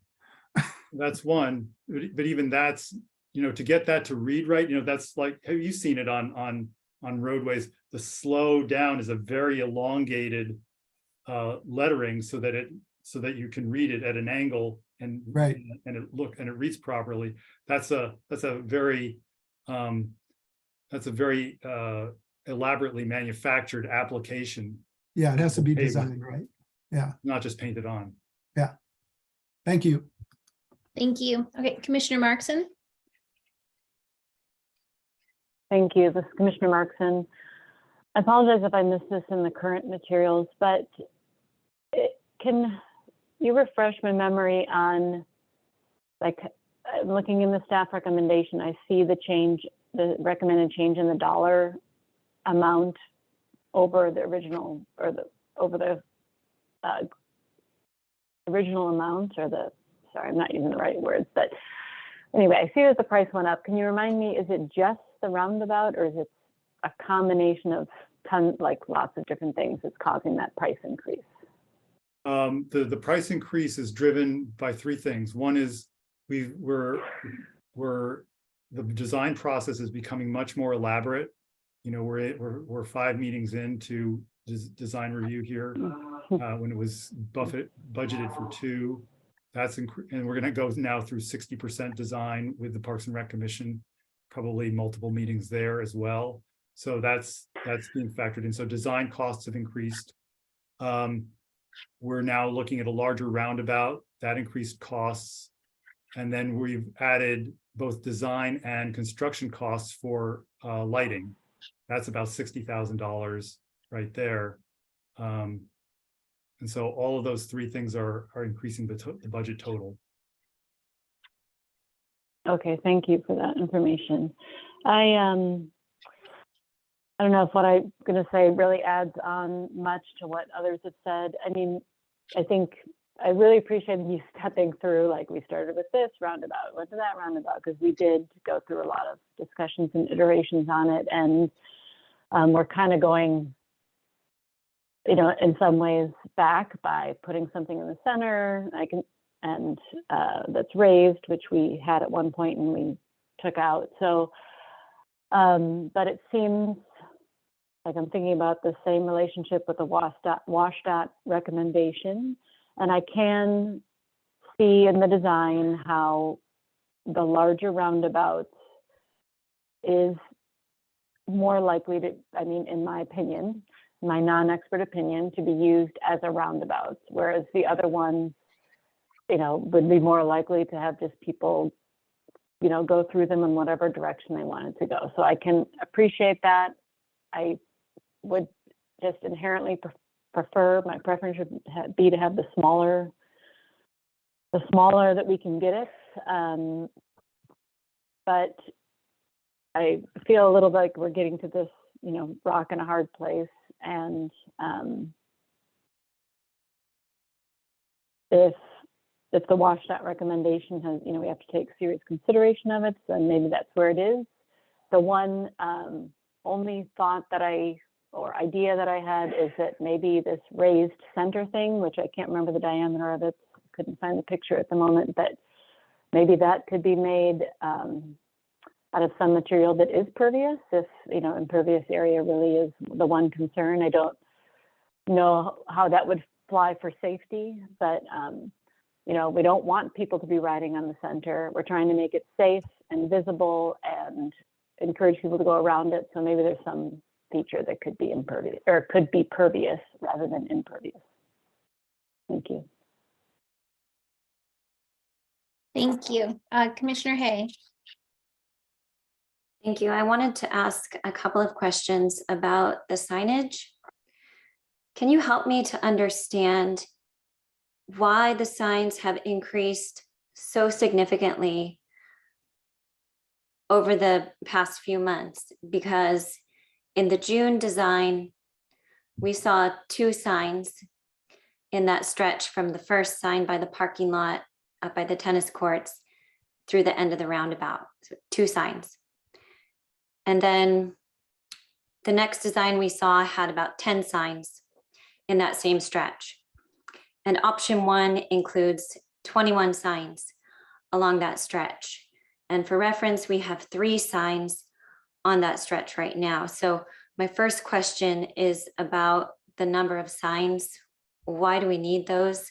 Why are there so many? Help me understand why it has increased through the months. And then I have follow-up question after that. It's partly the recent increase, the increase to the current design was the design team's effort to respond to WashDOT's recommendations for traffic control. And I think that, I think WashDOT's comment in their memo, was kind of a like, yeah, you kind of overdid it on the signs, go back to, using more pavement markings. But it's, I mean, we started out with the round. I mean, remember the first iteration of this was that the roundabout was a schedule B or schedule 2. I forget if it was B. The second schedule, the lower priority schedule of stuff. And I don't think as much effort was put into like what the sign needs were. And then when the Parks and Rec Commission reviewed that initial design, there was comment about the need for more signage because you're coming down a hill, you're coming into an area where there's congestion. I mean, there was all these comments made by the Parks and Rec Commission and the public about, that downhill section, and so the design team responded by adding signs at that point. And so I think yes, you're right. There's been a couple phases where signs have been added in an effort to kind of get traffic calming without having to go to, other extremes. I think and maybe this would be helpful in terms of addressing several of the questions. The design team from the very beginning has been very, very aware of the community's concern about expanding impervious surface. And so every effort and every iteration of the design, they have really made it a high priority to minimize the amount of expansion of impervious surfaces possible. And I think they reached the limit of that in this process with WashDOT, because WashDOT is saying, no, even your effort to just create this roundabout with a 10-foot wide travel way and a 14-foot wide center circle, it's not enough. It's not enough space for people to adequately mix. And so, we're running up against designs that didn't quite meet the goals of the project. And WashDOT, I think, rightly called the design on that and said, look, you have to go bigger. The 14-foot wide circulation path around the island is nothing WashDOT made up. That's the standard for multi-use trail now. Paul, if I may just interject too, regarding the signs, Commissioner Hay, it's a bit of an iterative process. So what you're seeing here in the 30% design will continue to be modified and changed from 30 to 60 to 90 to 100% design drawings. Sign blight is obviously a concern that we have within parks. It's a large concern within transportation networks as well, and so we want to be very mindful of that. It's something that we will continue to look at and refine. Your comment on the number of signs is very valid. There's ways to mitigate for that in terms of how you cluster signs, how you appropriately space them, what's the correct sequence in which the signs have, in which order. All of that is part of the design process that will continue as we go from 30 to ultimately 100% design. But the volume of signs, I agree, it's something that needs to be looked at and make sure that we have the signs are right size for the appropriate space as well. Thanks, I appreciate that information. I did find one of the notes on the 30% design, this draft design concerning, it said that the sign placement, the signs that are on there are a placeholder and the content would be determined in 60%. So to me, that sounds like this is a place for a sign. We'll decide what type and what it says later, that's content. So it's concerning to me to see this many signs. There's no way we can have that many signs in this space. I don't even think it's physically and mathematically possible for somebody to read that many signs in that stretch. It's a very short stretch. I estimated at about 110 feet tops. On that note, I won't even bring this up, but some of the scale charts are incorrect in the drawings. So it was difficult on some of these to determine what how many feet this actually is. So I went out and measured it, and it's a short area. So to put that many signs in that space can actually be a safety hazard. That's a concern of mine. So, I hear what you're saying, but what we're seeing right now wouldn't work. I'm surprised this is being put in front of us, to be quite honest, to see it go from 2 signs to 10 signs to 21. And that this is, the professionals are saying this is what we're going to do. So, I have a hard time with that. I'll leave it at that and just ask my one follow-up question about the signage. We're hearing the term traffic control a lot when we're talking about this. To me, that sounds like we're trying to control cars on a highway. And the signs that we're seeing are reflective of that. We're seeing yellow and red signs as if this is a highway or a road. And currently we have the green and white signs, which you typically see on a bike path. Green signs with a picture of a bicycle, pretty small green and white signs. That's what we have right now. And this design shows signs that we would see on a major roadway. So is that what we're going to see, or is it going to go back to the green? I mean, why do we see these yellow signs? So Commissioner, hey, it's a great question. Signage is a very important element of the engineering standards for this project. I don't have the regulations in front of me in terms of what colors, what size, what dimensions are appropriate for this specific location or project or something like that. What I can tell you is from my experience in dealing with trail projects and actually some past history we've had on the trails, the colors, the markings, the type of signs that the engineer recommends is crucial to the overall design, and a really important element that our engineering team will ensure that we are meeting those requirements. Again, I don't have that specific the language in front of me at this very moment, but you bring up a very good point, and that is perhaps the color coding, the signs that we have on the existing trail are not adequate now, and they need to be modified. Nevertheless, this design will make sure that we meet those standards, and whether they're yellow, red, green, blue, purple, whatever it may be, it will be based off the engineer's specifications and the best practices manuals and standards that they follow. And we can follow up with you in terms of what that specifically is. I just have to go off the work with the engineering team to go pull that for you.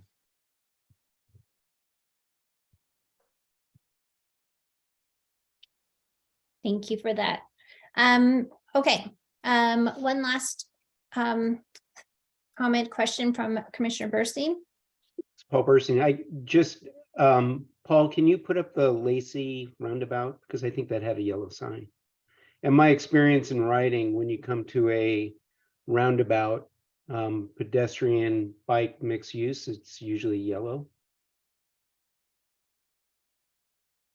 So that was just my point, is that it's not just exclusively in this. There you go. There was a yellow sign. You want to see? Necessarily major highway. They are applicable in mixed use pathways. And I trust the engineering and further design work would come up with the appropriate size, location, colors, spacing as appropriate for the area, and number of signs. Perfect. Thank you. Commissioner Westberg. This is not a comment about signs. It is rather a suggestion. I made this before, but I'm going to throw it out again. That if there is a concern about adding impervious surface, that we look hard at the need for a 4-foot wide sidewalk that goes from the bike trail over to the backstop. There is no such sidewalk there now. There hasn't ever been a sidewalk there. The turf doesn't show any signs of trampling or compaction or the other things you'd expect to see if there was a large number of people using that particular path to get to an athletic facility. And that sidewalk represents a big chunk of impervious surface in this project. End of. Thank you for that. Okay, so we've had some good discussion about this. The only thing that I feel like hasn't been brought up as much as maybe the budgeting part of this. So I know that this part of what was added into the memo suggestion was to look for additional funding sources, which I think is definitely would be warranted here, to look at more grants and to see about getting more money and not just us taking all of this on. Now, Commissioner Cohen has suggested some changes to the memo. Commissioner Cohen, do you want to speak? Yes, Don Cohen, let me make a comment on what you just said. I'm not sure that I'm comfortable with being as specific on the funding sources here as this is. I'm comfortable with the PRC recommending staff pursue additional funding sources such as grants if available, and I'm okay with talking about the importance of it, but I know we have the head of capital improvements here, but I don't know much about that as opposed to other city sources. So I would probably feel slightly more comfortable, unless people are okay with it, being a little more general with that one. I had 3 suggestions as this conversation went on. Some of these are just minor because of the passage of time. At the beginning of the memo, the 3rd paragraph, I think we have to change 4 meetings to 5 meetings in the first line of that paragraph. And at the end of that same paragraph, I think I would add something like the PRC also considered public input by email and meeting appearances, or words to that effect. And I think it probably goes at the end of that same paragraph. And then before I get to what I had mentioned before, in the budget paragraph, not the one that was added, but in the partial sentence that was in the red line of the paragraph before, where it has the 510,000. I don't remember the numbers here. Does that significantly exceed the current budget? I mean, some descriptor to give a little context for that, so it doesn't make it seem like we're trying to hide the ball or something. It might be useful, but I don't remember if it's significant, substantial, minor, or whatever it is. I'm not asking for specifics because I take it we're not ready to do that, but I don't know that. Anyway, possible addition of a word there. I'm thinking on my last point that after the paragraph, before the budget stuff, before the heading that says stay within available budget, et cetera, that we insert a new paragraph. Doesn't have to be a new paragraph, but it seems like it would probably work to say something like this. And I've sent this by chat to Jody. say something like, with respect to the roundabout, comma, several options were considered, period. WashDOT, comma, the owner of the property, comma, expressed its preference for the roundabout design shown, comma, based on safety considerations, period. The city's consultant and city staff recommend the roundabout design shown for inclusion at this design stage. So that addresses the type of point that I commented on earlier about indicating in the written record the we had staff's recommendation but WashDOT's preference and the consultant's recommendation. So I don't care where something like that goes, but I thought it might advance things to at least draft something out while we were discussing it. Thank you. Thank you, Commissioner Hay. Thanks. I just want to take a minute to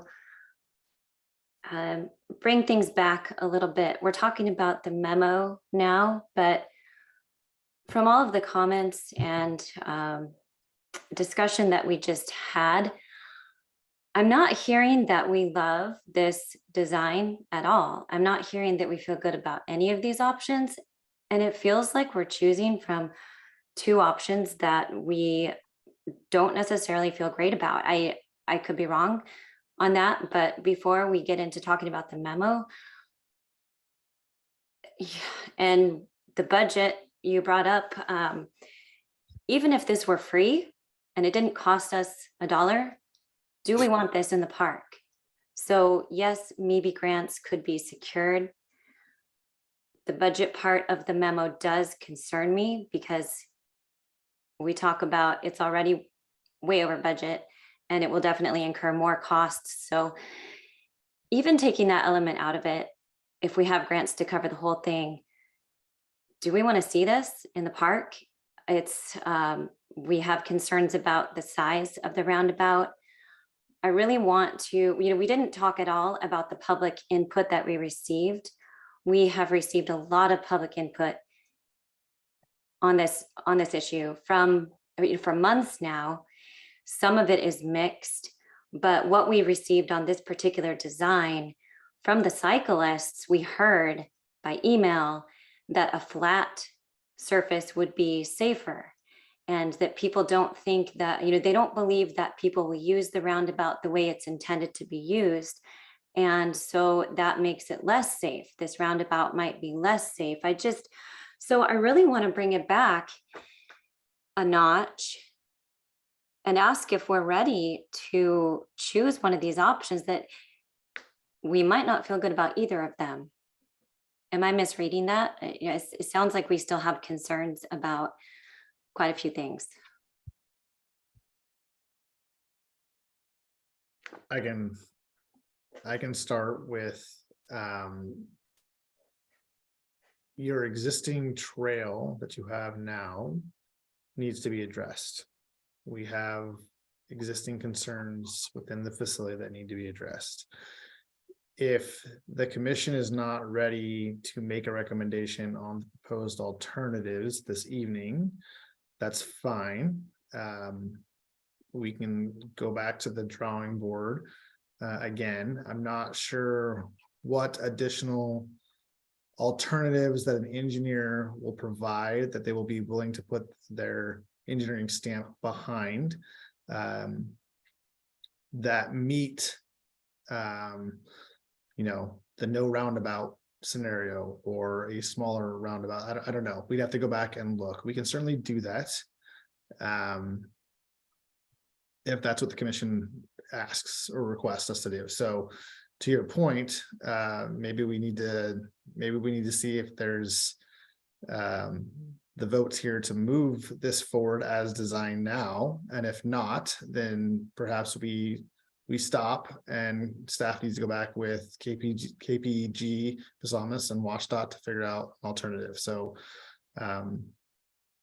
Chair McCarthy, maybe that's probably your next step, is to see if this commission wants to move this design as recommended forward for council consideration, or if you want us to go back to the drawing board. All right, thank you. City Council Member Reynolds, is your comment? Yeah, I just want to put my Robert's Rules of Orders hat on for a moment and suggest that there might be two ways to proceed here, but I think either way should involve a motion. One is to move to approve this letter to go to the council, after which Mr. Cohen, for example, could propose various amendments to the letter that could be voted on one by one. Or Commissioner Hayes' comment, perhaps we could have a motion to send this issue back to the Design Commission to consider X, Y, and Z. But I think if we just talk about this without a motion, you guys are going to be here all night and we won't reach a conclusion.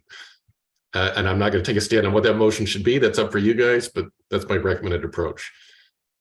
Just one clarification. It's not going back to the design commission. It would go back to the design team. Design team. I'm not adding another commissioner or committee onto this one. I think the Arts Council needs to look at this actually, and the utility board needs to be involved probably.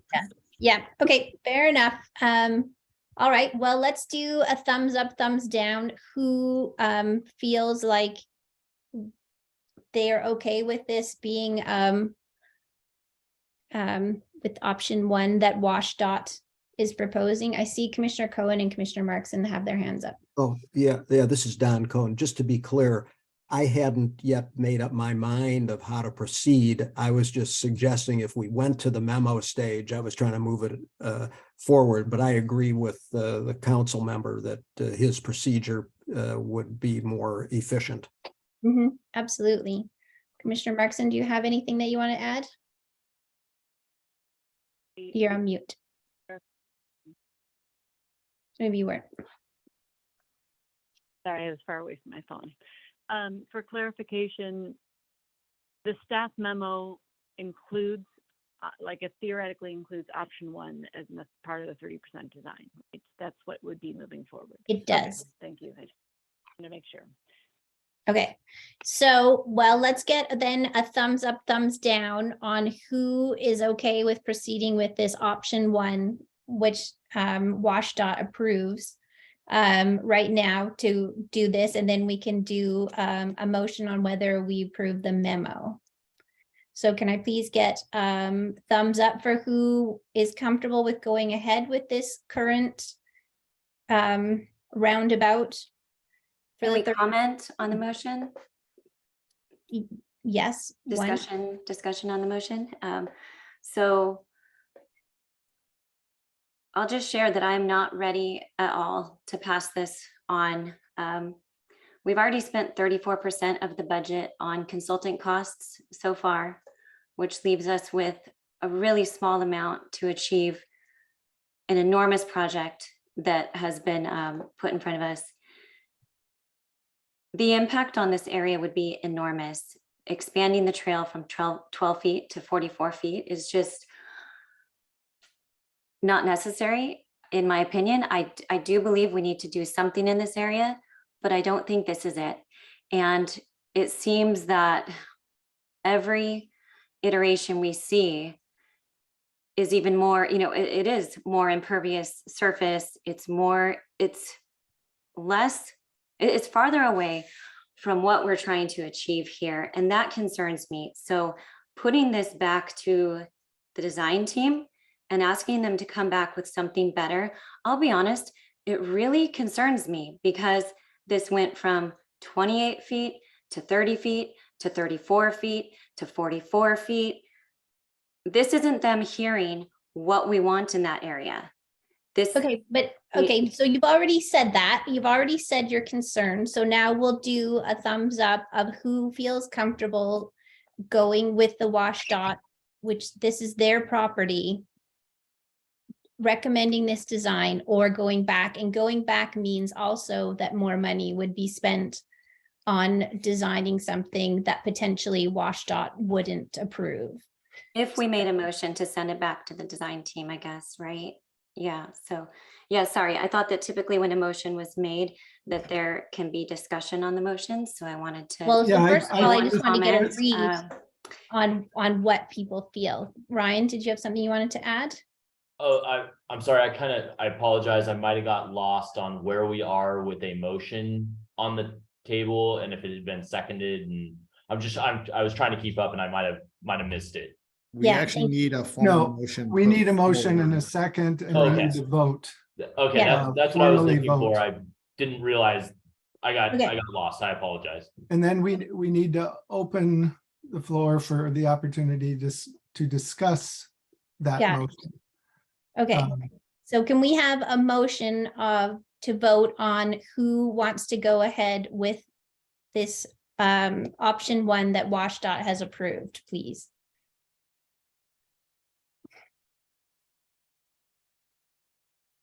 I think, Jody, I'm sorry, I don't really understand what that motion means. Well, I don't know if that means, just say it one more time. okay. So can we have a motion to see who feels comfortable with this design that has been presented tonight and going ahead with doing a memo to the city council right now? What else could we add to that? Jason? And if we say no. Mhm. Well, what if this is Don Cohen, what if you did the opposite motion just to get the air cleared more? Okay. If someone was willing to make it, to send it back to the design team for further analysis and whatever it is, at least you'll find out what the lay of the land is. Okay, well, we can do a motion for that then. Can I get a motion to send this back to the design team to come back with something else?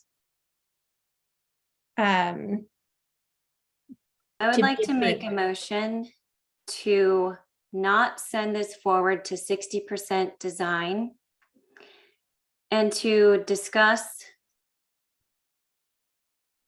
alternative options to improve safety in this area. The area being what, the roundabout? The Aubrey Davis Trail. So I'm just thinking off the top of my head here, but ultimately the motion is to not send it forward to 60% design. I'm not saying we send it back to the design team, but I'm saying we discuss alternative options to improve the Aubrey Davis Trail safety. So however we want to word that, my motion would be to not send this forward to 60% design and reconsider alternative safety improvements to the Aubrey Davis Trail. So we need the PRC. So if I may, a motion's been made by Commissioner Hay. It needs a second. This Don Cohen, I'll second the motion. Thank you. Okay, so motion has been made to not forward this to 60% and to look at other ways to do safety improvements to the Aubrey Davis Trail. Is that correct? Sorry, I should probably make a slight modification to the motion. Can I do that at this point? And then I guess we need to second that. My wording of alternative options is probably not appropriate because maybe we do end up with a roundabout, but so I'd say continue exploring options to improve safety of the Aubrey Davis Trail. Okay, so the motion has been made to not forward this to 60% and to explore other options for the safety. And to continue exploring options for improving the safety of Aubrey Davis Trail. Can we just say who would explore the options? At us, the PRC. Who would do that? I don't think we need to put that in the motion. I'll second the motion as stated, and my feeling is I think that the gist of the motion is that Ashley doesn't want to specify. She wants to have that process undertaken, and that's okay with me. Okay, so we have a motion. It's been seconded. So we'll discuss. Commissioner Westberg, you have your hand up. Yes, I do. It's to discuss the motion. So I can I readily sense that there's discomfort with option one, and I have some myself. My concern is that, as I think Commissioner Cohen pointed out, this is the 5th meeting that we have taken up the 30% design. Many elements of that design we have agreed on, and I don't see a point in revisiting them. So I think if we have specific concerns about the roundabout design, that's what we should focus on as a motion. And if those concerns are great enough, then that means we would not forward the memo at this time to the city council. We would wait and resolve the issues concerning the roundabout. But if we want to open up this whole process again to look at all the safety elements that we have that are included in the design to date that we have discussed over the course of 5 meetings, all we're doing is creating a bonanza for the consultant. And we're going back to them and telling them to fix this without giving them any guidance on how to do that. So what I've heard is there's concerns about the size of this. There's concerns about perhaps about the elevated feature in the middle.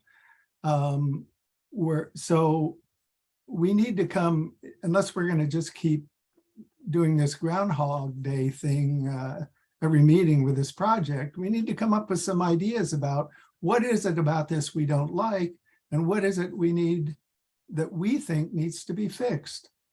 Or we're just going to keep spinning our wheels and enriching the consultant. Thank you. My comment. Thank you. Commissioner Burstein? This is Paul Burstein. So I'm very divided on this. I think that the design has merits. Obviously, WashDOT has specific expertise that has not directly been presented to us, and our ability to question their thinking on why this is the best practice design. So within that, and this would influence me, I think, greatly on this motion, is it possible that we can have WashDOT participate in a meeting and allow us to do a Q&A with them and really dive deeply into why this is, in their best effort, a good design for Aubrey Davis? I would be happy to ask them if they would be willing to. I don't see why they wouldn't do that, but I can't tell you if they would, but I'm happy to make that overture. Thank you. Okay, Commissioner Cohen? Don Cohen, I agree with Commissioner Westberg that the motion ought to be limited to the roundabout area. I don't think it necessarily ought to, at the motion level, go into the specifics, but it ought to. I thought we were talking about the roundabout area, not revisiting things that we had already done for months and months. I don't know whether Commissioner Hay felt that way or not, but that was what I was thinking, and I agree with his comment on that. Okay, and the last comment from Commissioner Hay. Thanks. Yes, I agree with Commissioner Westberg's comments as well. And my intention wasn't to go completely back to the drawing board and look at every possible option, because that would exhaust the entire grant, I think, without putting us any closer to a solution. So the intention with the motion is to just take things back a notch and make sure that we're happy with whatever we're sending forward. And so the wording of continue exploring options to improve the safety, that could be the option on the table. That could be a slight modification to that could be something different or not. But just going back to what we have now, seeing if it achieves the goals of the projects. And I like Commissioner Burstein's suggestion to have everybody discuss this together, WashDOT, and hope, possibly even the consultant, so that we've got everybody at the table at once, so that we don't have to keep doing this Groundhog Day. We understand going into the meeting what we're looking at, why it's the right thing, and why there isn't another suitable alternative.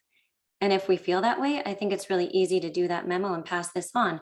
But those are the elements that are missing right now. So I don't feel good sending this forward when we don't even know why this is the option that they prefer, or if they would consider any other options. So, just going back to considering the options available to us before we send this forward.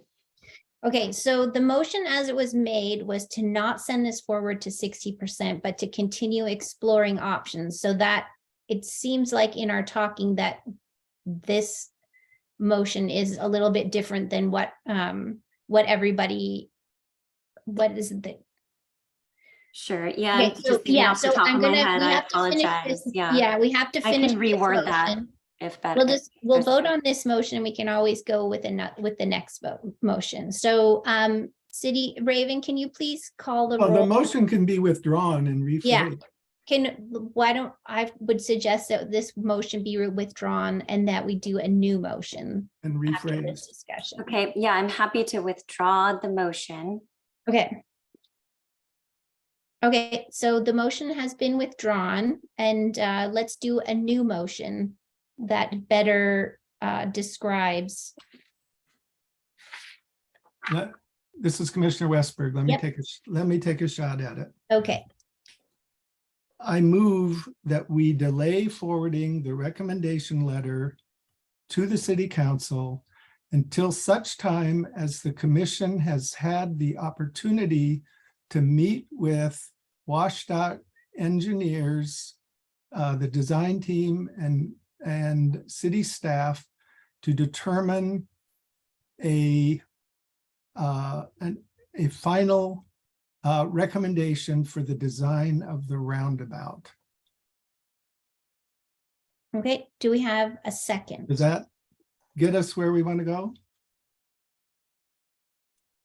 Chair McCarthy, if I could Yes. jump in real quick. I was typing very fast. It's been a couple of weeks off. I just want to verify that staff got that motion in its entirety.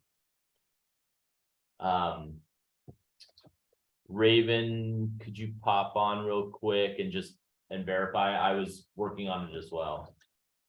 Yep, so what I got, and I was actually going to ask for a repeat, Commissioner Westberg, is I move that we delay forwarding the recommendation memo to the City Council.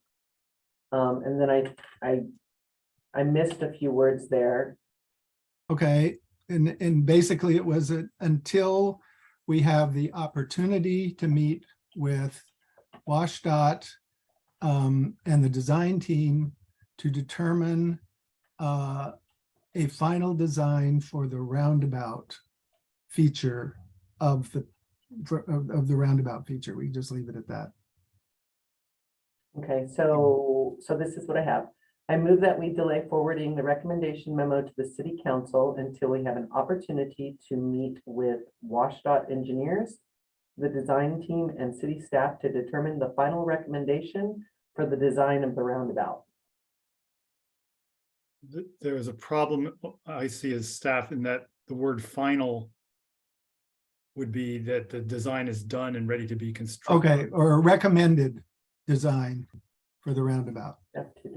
If I might instead of propose a suggestion, I had the same thoughts. We wouldn't want to say final design because that won't happen until the end, but we could say until we have the opportunity to determine consensus on the 30% design.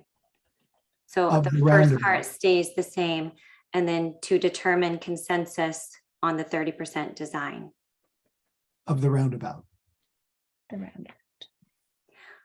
Well, the 30% design is the thing that we're sending forward. So that's why I was going to say until we have the opportunity to determine consensus on moving the 30% design forward.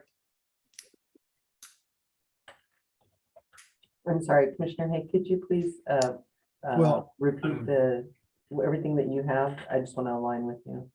Well, I was thinking to keep the first part the same. Okay. And So the I last think that- part would be to determine consensus on the 30% design. If Or I might, Chair McCarthy. consensus on moving the 30% design forward. Ryan? If I might, Commissioner Westberg was making a motion and it sounds like we're amending the motion at this point. And so I want to make sure that Commissioner Westberg's motion is captured. And then if there's an amendment to that, we can address that through a vote.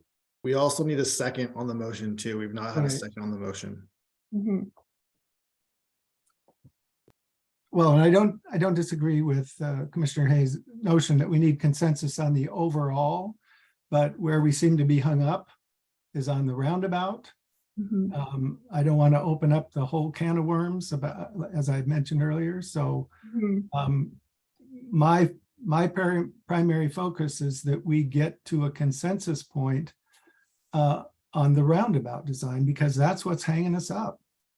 This is Commissioner Burstein. I second the motion. Okay, we have a second. Okay, I'm sorry, can I just repeat it one more time? I just want to make Yes. sure I have it correct. Thank you. So I move that we delay forwarding the recommendation memo to the city council until we have an opportunity to meet with WashDOT engineers, the design team, and city staff until we have the opportunity to achieve consensus on the design of the roundabout. Correct, Rory? Is that it? Okay, so discussion on this motion then. This is I'm sorry, Don Cohen. and who seconded it? I'm sorry, Chair, I missed that. Commissioner Burstein. Thank you. I have one comment, Jody, when Mhm. Don Cohen, we may not achieve, quote, consensus. It could be a 4-3 vote. And so I know we're not locking ourselves into it having to be a unanimous viewpoint, but that's one of the risks of having something like achieving consensus or achieving agreement or things like that. So I'm prepared to support the motion, but there is that little glitch, I think. Okay, Commissioner Burstein? I just want to point out, if we do reach agreement or consensus on the roundabout, that allows us to then move to approve the 30% design in total. Okay. And in terms of, and just a question to Don, as a legal mind, wouldn't consensus be a majority? Does it have to be unanimous to be in consensus? You're on mute. Don, you're on mute. I can't give you any legal advice because I'm not the No. lawyer for the city on it. I took consensus to be in the more colloquial sense of overall agreement among everybody, but I really don't know. I don't think, like, would you say that on the bike skills area, 6-1 vote was consensus? No, right?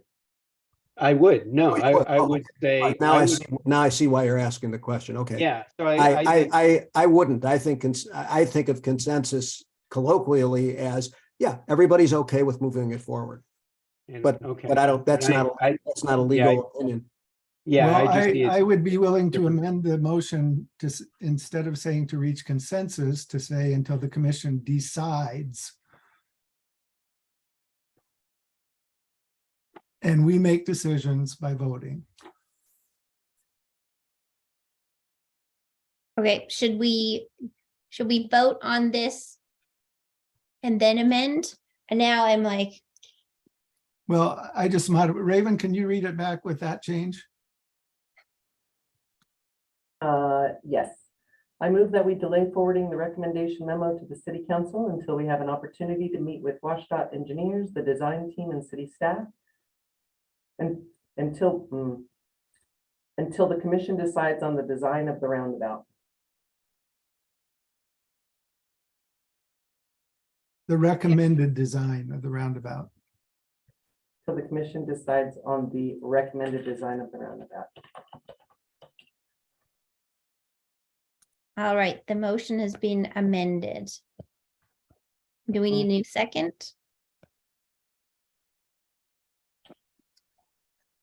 Commissioner Bursine, I'll second.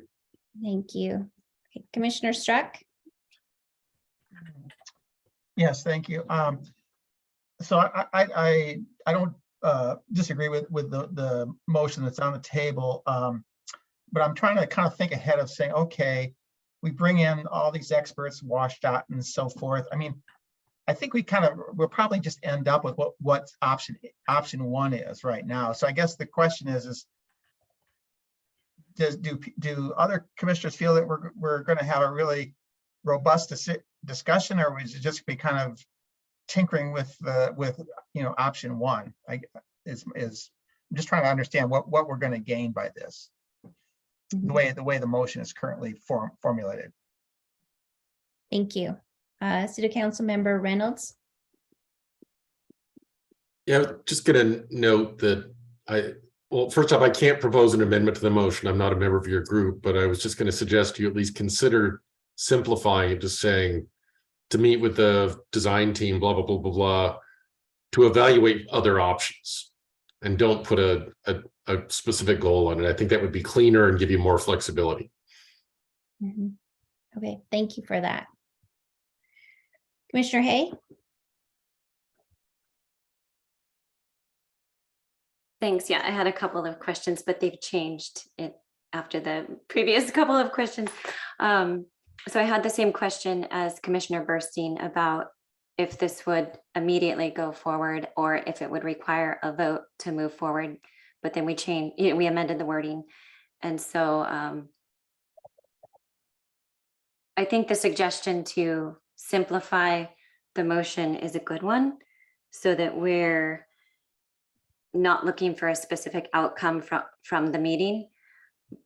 So rather, until we have a chance to meet with WashDOT staff and the consultant. And we can, yeah, I mean, I'm okay with the motion as it is, but we might give ourselves more room, not knowing what that conversation would be like with all parties if we amended it. Okay. Commissioner Markson? I had a similar concern as Peter, like what would we get from that meeting that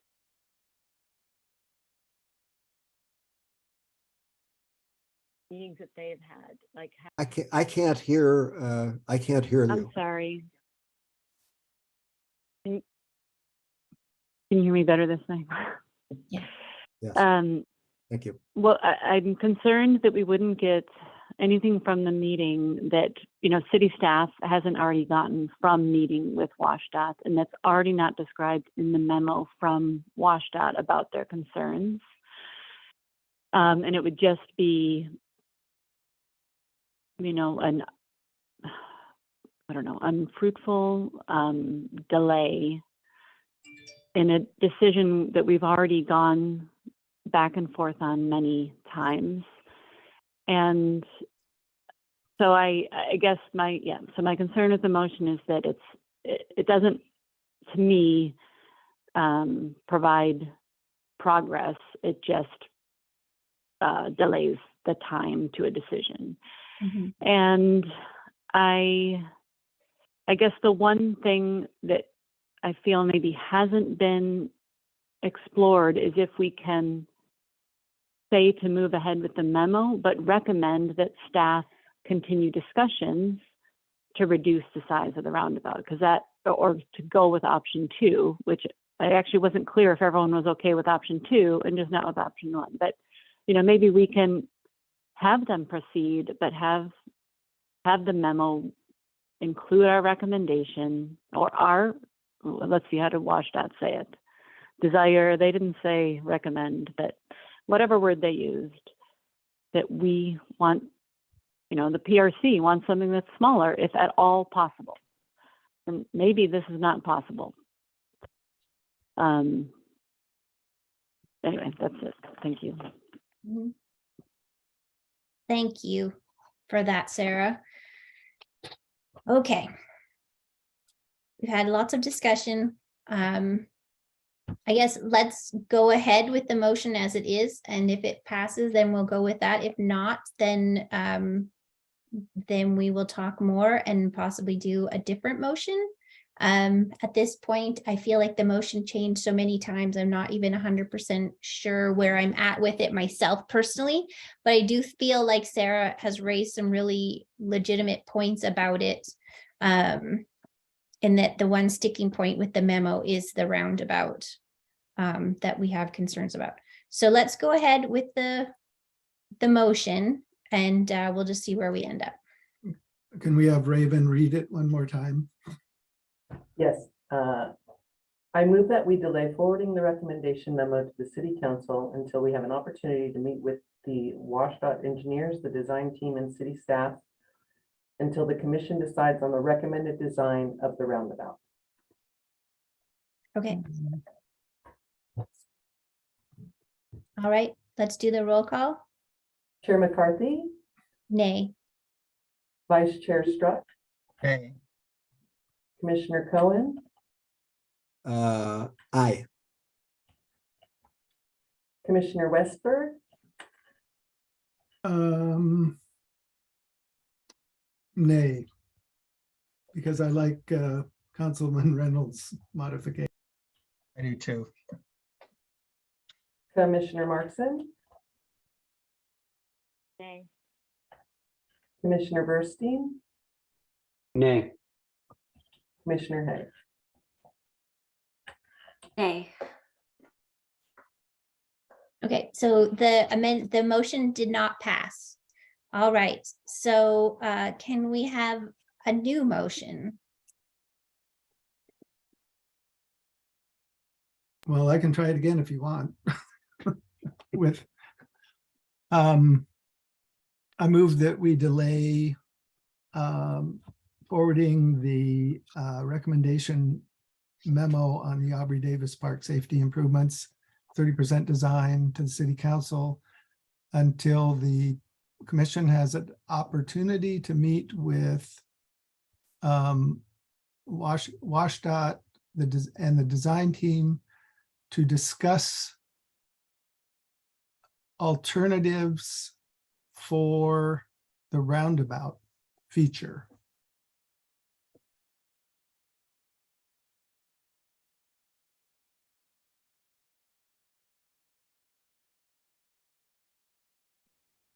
Jason? This Don Cohen, I'll second that. Okay, John has seconded it. Yeah, I only voted aye on the other one because I didn't know that Rory was going to sandbag me, but Life's full of surprises. Okay, discussion on this motion. Commissioner Hay? Yeah, so I think my concern with this is incurring additional costs and maybe of the consultant and taking up staff time and arranging that meeting with WashDOT and maybe not coming out at a different point than we are at now, as Commissioner Struck referenced earlier. I do like the idea of delaying moving this forward until we have reached a decision on the design, but I don't necessarily know that we need to meet with WashDOT and the consultant to make that happen. It could look something different, like having a special meeting to discuss this, or having more time to talk to staff about this. So I like the idea of delaying moving it forward. I don't know that we necessarily need to arrange a meeting with everybody at the table. So I think that's where I'm at with this. Thank you for that. Yeah, I mean, I think something that I think we need to remember is this is the 30% design. This is only a third of the way there. So there will be potential for other ones, other bites at the apple, as Jason likes to say. It seems to me like I don't know that WashDOT is going to be as flexible as we would like about the roundabout. And the roundabout is already on top of the freeway, so it is already actually impervious surface. So we're not actually adding more impervious surface to the park. That's where I'm at with this. Commissioner Westberg. Thank you, Commissioner Westberg. I would just add that even though I made the motion to try to move us forward, but I have some of the same reservations that others have expressed about really, are we going to be able to move the result one way or the other when we don't even seem to know among ourselves what the result is that we're looking for. And I would also point out that we are not a deciding body, we are a recommending body. So we make recommendations, but we don't hold the authority to make a final decision about what a design should be. I just have the feeling we could keep discussing this kind of endlessly because we're trying to serve multiple objectives here when the overriding objective is safety. Is creating a bike path that is safe, more safe for all users. So, I don't know what the path forward is. We've explored a bunch of different things and a bunch of different ideas, but I'm willing to go whatever direction that will get us to a resolution. Thank you. Commissioner Cohen. Don Cohen. I would suggest we consider going a route language-wise similar to what Council Member Reynolds said, not necessarily referencing, demanding a meeting with WashDOT or anything. I mean, under the motion, as stated, if WashDOT said no, then nothing would ever happen ever again if they didn't want to meet with us. So I don't know what I would say, but I would say at the end of the beginning part of that thing, in order to evaluate additional options for the roundabout area without saying opportunity to meet with WashDOT, the design team and so forth and so on. I think it gets you to the same place, at least it would get me to the same place. And by the way, in sort of response to comments by Commissioners Struck and Markson and I guess others about is it going to come out any different anyway? You know what? That's the way democracy works. When it's something really important that's costing a lot of money and has conflicting valid considerations, things take time. We've gotten a one-page letter from WashDOT. We haven't seen the consultant in a month or two, and I take Paul at his word at what he says, Paul West at what he says, that they're on board, or Jason, whoever said it. But I think from a public policy prudence point of view, slowing down a little bit and getting information and taking a look at the roundabout area just so we're comfortable with it makes sense. And but I do agree that I don't care about forcing a meeting to be arranged with all of those participants.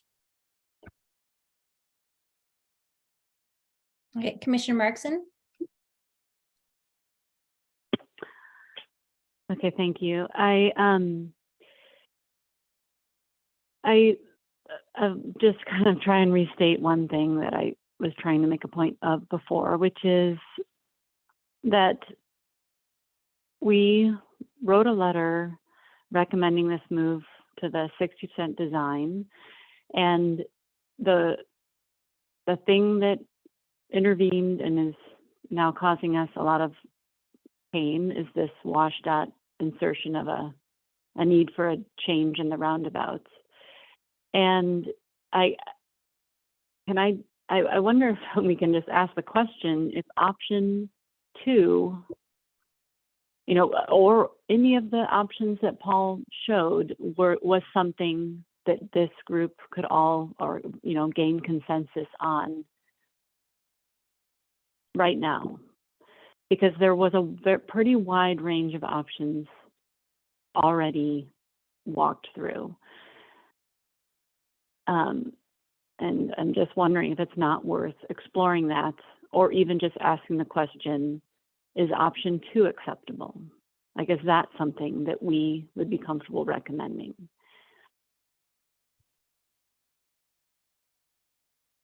Okay. That's it, thank you.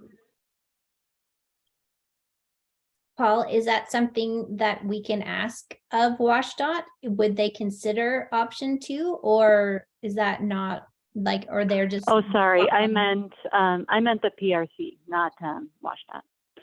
I mean, WashDOT simply said they prefers the larger, which again, as Rory said, we're a recommending body. Mhm. So I'm just trying to get us on a recommend, Got it. us Okay, to a got it. recommendation. Yeah, thank you. Got it, Sarah.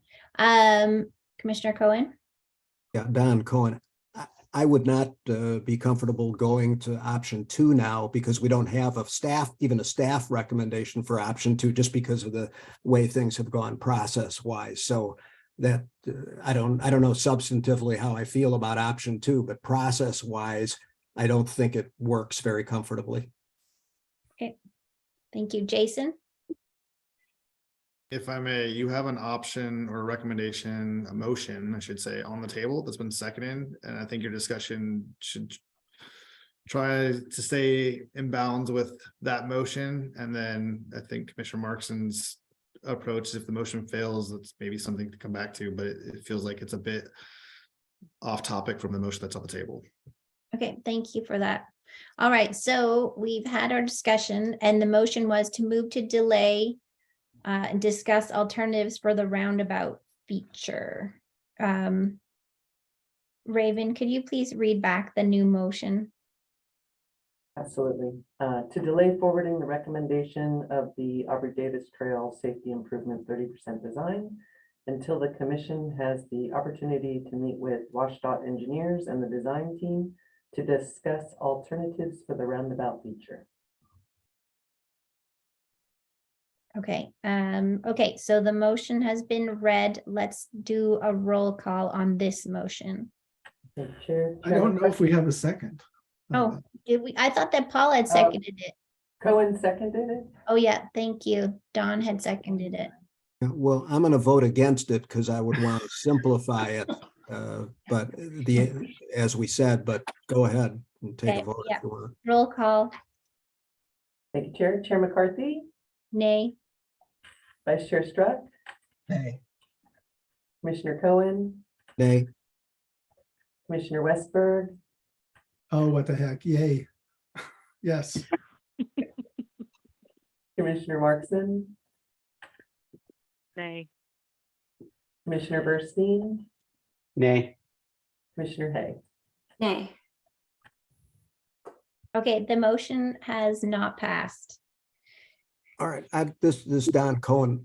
I'd like to try a different motion. Okay. And Raven, could you read real slowly, and I'm going to tell you where I want to stop and change it, please. Yes. Sorry. There it comes.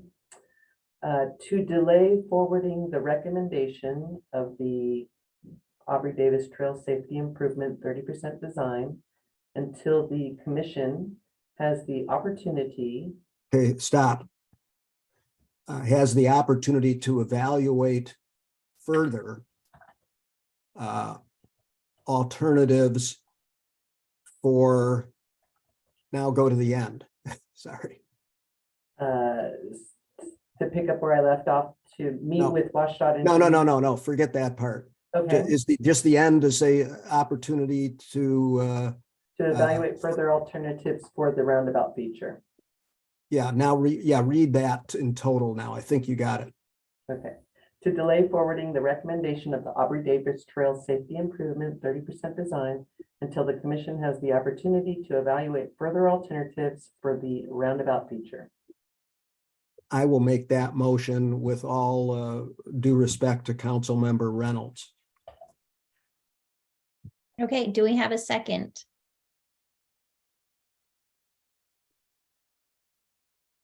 Vice Chair Struck. Yes, I will second the motion. Thank you. Okay, the motion has been seconded. Now we'll open it for discussion. Commissioner Hay. So I would propose a slight amendment to that. Would that happen now or after discussion? After discussion, I think. Okay. It's a tiny, tiny little amendment. Okay. Commissioner Westberg. So my question is to Don proposing the amendment is, how do we do that? How do we move forward on this? How do we get over this hump so that we can, we're not meeting a 6th, 7th, or 8th time on a 30% design? What is lacking here that we need to bring in to help us get comfortable with a recommendation in your view? I don't know, but I want to hear the consultants answer that question or provide something further, even if they say, this is it, there are no other alternatives. And if WashDOT is willing to talk further to give us the basis in their mind for their preference for number one and how strongly they feel negatively about number two. And if the consultant or anybody comes up with option 3 or 4 or 5, how they feel about that. So I don't know substantively, Rory. I've just, at this point, I'm not thinking substantively, I'm thinking procedurally, because we have to be able to move on from here to something if we approve this motion. So what is that something? What you implied is we would meet with the consultants and we would try to get additional input from WashDOT. No, what I'm expecting, if we don't include the requirement of meeting with those, and that requirement is not in the current motion, is that staff will figure out how to move this forward. And they will come, well, look at, you know what, they're the experts. Yeah. And that's, and I'm confident that they can do it, even if they say, after they talk to WashDOT some more, and after they talk to the consultants some more, and they say, we met with them for 3 hours and there isn't anything else. I mean, we saw the photograph today down in Lacey or Olympia that we never saw before. And no offense to the consultant, but that's what we were asking for 3 months ago, just to see something that looked as close as possible, and we saw a few things, I admit it, but that one was 35 miles away from here. And it was the first time I ever had an idea of what it was going to look like. And I realized that the design has changed. So anyway, that's my feeling is really, on what basis are we making a decision, even if the decision is exactly what it might have been tonight if we had gone forward with option 1. But I don't know how that's going to play out. Sorry. Okay, thank you. Good question. Good question, though. Vice Chair Struck. Yes, thank you. My 2 cents worth kind of to Rory's question about procedure is really, restate what are our objectives here. Safety, obviously, impervious surface has been a concern. There's probably a couple other ones we can add there, and then just kind of start to say, okay, option 1, option 2, option A, B, or C. How do these meet those objectives, and what is the evidence, available evidence, I'll use that term, that gives us the comfort that yes, that this design, will meet those objectives.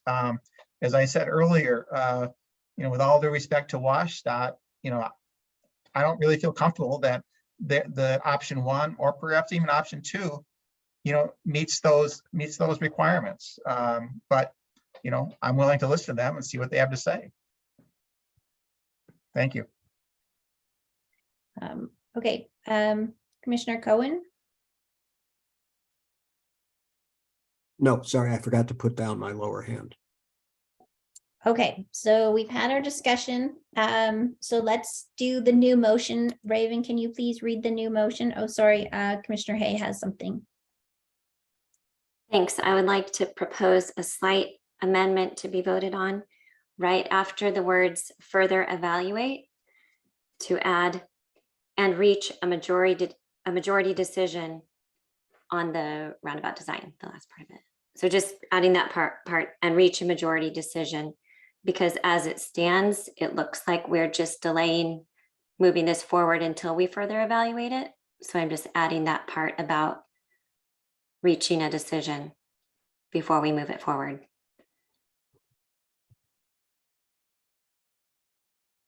Ryan? I'd look for a second on that. Quick vote. This is Paul Bursing. I'll second. Thank you. Okay. So we have an amendment to the motion and a second. Yes, may I ask Commissioner Hay to please repeat that so I can capture it one more time? Yes, so just after the part to further evaluate, insert and reach a majority decision. And then how does it sound with that? Okay. Can we say majority recommendation? Yep.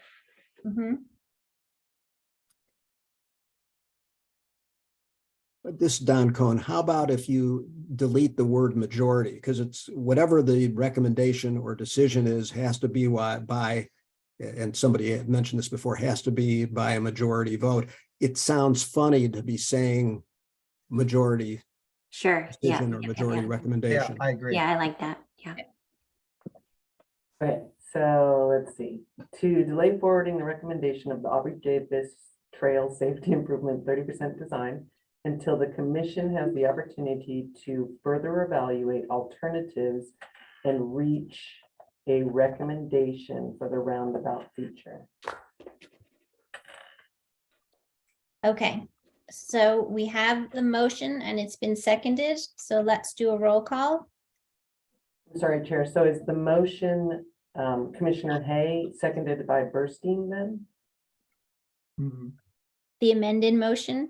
Amended motion, yes, thank you. That's the amendment to the emotion, yes. Yeah.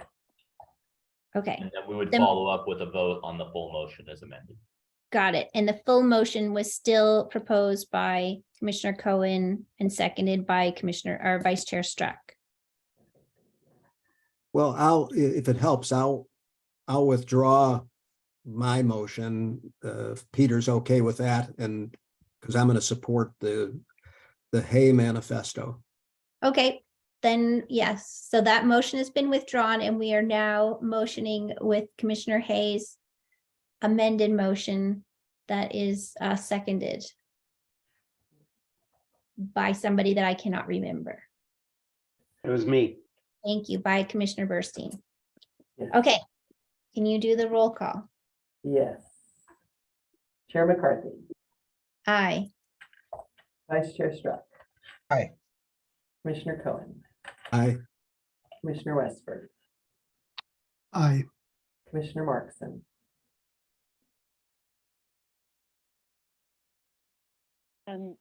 Aye. Commissioner Burstein, Aye. and Commissioner Hay. Aye. All right, so the motion passes. That wasn't so hard.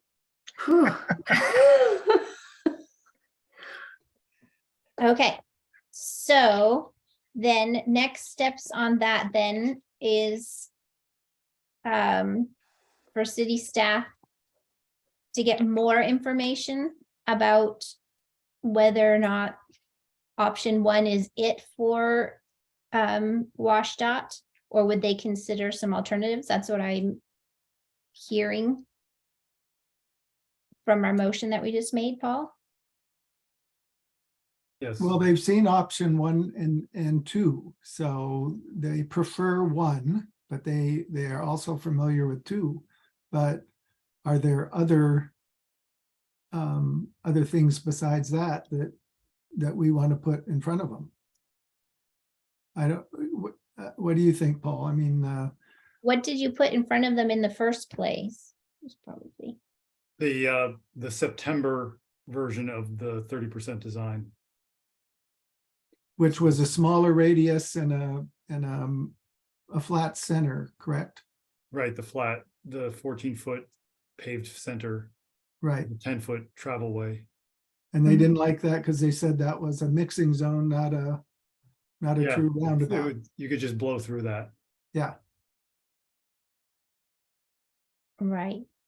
So, I think this is good. We can work with this. I think it would be really good for you to hear from WashDOT if we can get that to happen. So I'd like to try for that. Yeah, I think that would be helpful because at the end of the day, this is their property. Vice Chair Struck has a comment. Yeah, Paul, just to your point about using the vernacular blow through, I mean, what evidence did they provide to you that gave you, or, you know, that said, okay, yeah, I get that? I don't remember. So yeah, I can't tell you. And that's fine. I just think I kind of come back to, I think what kind of Rory was saying is kind of, and I'm going to think about this overnight. I hope others do too, but kind of for a path forward is trying to understand, you know, what amount of wiggle room do we have, if any? I mean, you know, if it's kind of like it's option one or the highway, well, then, you know, let's not waste our time. But I think we need to kind of understand, you know, that and make sure that those things are also meeting our objectives. But I think there's value if we just walk away saying it's their way or the highway and don't understand why they think the way is good, then we're oppositional to them. I'd like it to at least give them the opportunity to come alongside our effort and try to convince us that it's a good thing.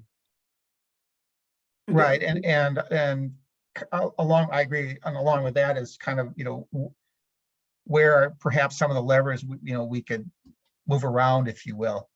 Right. Because I don't see this, you know, there's just one way to do this. Yeah. Okay, thank you. Commissioner Hay? Yeah, I just wondered, as a way to move forward and next steps, what that looks like. And, you know, I don't know if we need a small subcommittee to go back and forth and collect information and share that before we meet again, or, you know, if maybe each commissioner sends their questions to staff so that we can compile that all in one place, because what we've been able to do so far is to comment and give questions on a particular design, but not the overall concept here and potential alternatives. It's just been a different design each time, and then we ask questions on that specific design. So basically, I'm just brainstorming options for moving forward here so that we can productively address it and make a decision. I'm just curious what that looks like. My comment would be, if commissioners have specific questions, we're happy to be the gatekeeper and collect all those questions. I think it would actually be helpful for everyone to see like questions out there, and then we can work with WashDOT outside of meeting time to try and get answers to these and share that document with the commission. I think it would be helpful to be transparent. We can attach it to a future agenda item in terms of responses. So just like we've done with the matrix, like you saw this evening. So something similar in that fashion, I think would be helpful. Previous subcommittees trying to get a whole WashDOT to talk about elements has been challenging at times, just because times of days, people's work schedules, things like that. So I think the questions, if we can be the gatekeeper and work that out, I think that might be more helpful for this in this particular case. Thank you. Commissioner Cohen, last comment. Don Cohen, and it may be, Jason, that the staff would get to the point of being able to do one of your famous matrices, like Peter mentioned earlier, with option one, option two, whatever other options come out of that process that you just described, and then go down, you know, safety goes safety here, impervious surface, you know, signage, proliferation, whatever it is. And maybe, you know, maybe that would provide some direction. I don't know. Yeah, we can certainly, there's a lot, I'll be honest, there's a lot to digest tonight. I'm gonna have to go back and watch this meeting again, which I'm not in the mindset to do that right now, to be perfectly honest, but let me go through and digest this with staff. I think the matrix would be helpful, Commissioner Cohen. I think getting the questions from the commissioners would be helpful. Let us start working through that. I think some of the thoughts I have is we've got and Vice Chair Struck has done this a bit too. We've got to refocus this project on and focus the attention on what we're trying to solve, what problem we're trying to solve with this project. So that's my takeaway this evening. I think that's helpful, and the matrix would be helpful for everyone as well. Yeah, maybe depending on the additional information that develops, maybe not. Thank you. All right. We are going to move on now to our fifth item of business, which is the 2023 planning schedule update. We're going to welcome back Ryan Daly. Thank you, Chair McCarthy. Ryan Daly, Recreation Manager. I don't have a lot on the planning schedule. I think some takeaways from tonight and from the December meeting. Those have been some marathons for us, and so I do want to work with the chair and vice chair and maybe put our meetings in a better perspective in the short term, so that we can have these focused conversations in a more efficient way. So I want to work through that a little bit. We do have 2 dates on the schedule. You have your April date, which is actually the second day of Passover. So there may be a change that we enact there. And then the December date is actually the first day of Hanukkah. So that would be a change we would look at. And I'd like to take a look at that over the next month or two on both those dates, because there could be some opportunity where where it benefits us to change our meeting date, whether it's meeting with consultants or joint meetings with other boards and commissions or something along those lines. So just something that I want to take a look at and work with the chair and vice chair on to help give you a manageable schedule as we go forward. We do have, as you all know, we do have a large master plan coming forward and a number of capital projects. So it's not just the Aubrey Davis Trail Safety Improvement Project we're working on. There's other things in the hopper that I need to work with Jason on a bit to help lay out that schedule. So more to come, but I will keep you well informed. And then as an aside to that, you did probably just receive an email on parliamentary procedure, which I did not tell the city clerk to send out in the middle of your meeting. But that is something scheduled, and I'm actually looking forward to that in April and May as a training for all of our boards. So that just happened to be the timeline when we were going through a ton of motions. So thank you, Chair. That hurt, Ryan. That hurt. Chair.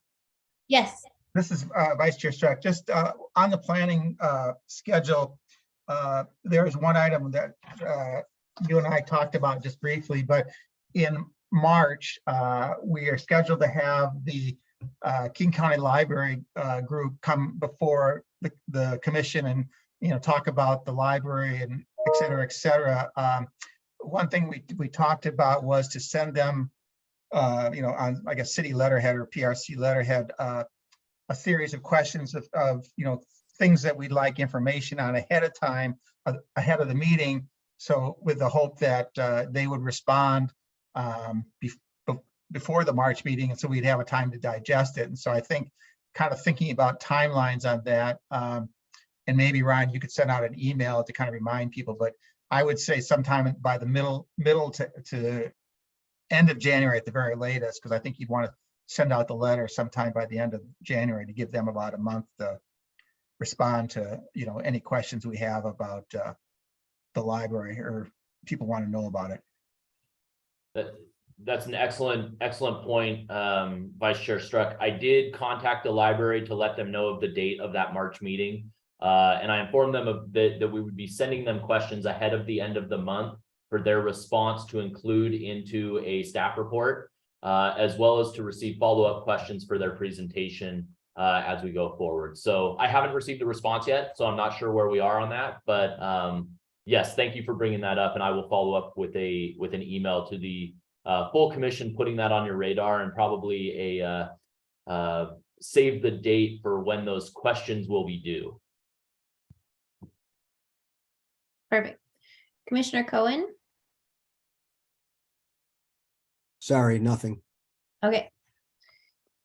All right. The final item on a business for tonight is commissioner reports and work plan updates. Commissioners, do you have anything to report?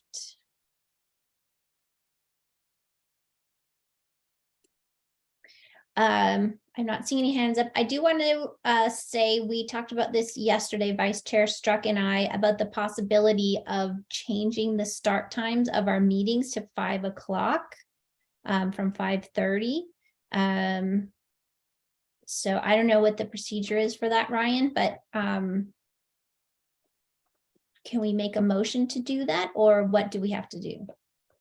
There's a couple of different ways. It's sort of your pleasure on this one. It would take a motion and a consensus from the commission. We could add it as an agenda item to a future meeting if you would rather do that and provide a staff report. And I'm happy to work on that with you, but completely up to you on how you would want to do that.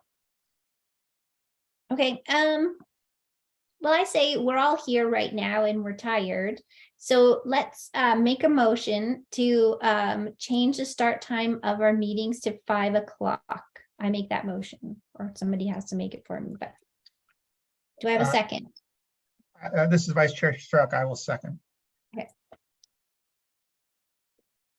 Does anybody want to discuss it? I see no discussion. Raven, can we please do a motion? Oh, sorry. I have a quick question. Yes. This is Paul Bursing. What's the thinking behind starting at 5? Is it just to finish earlier? Correct.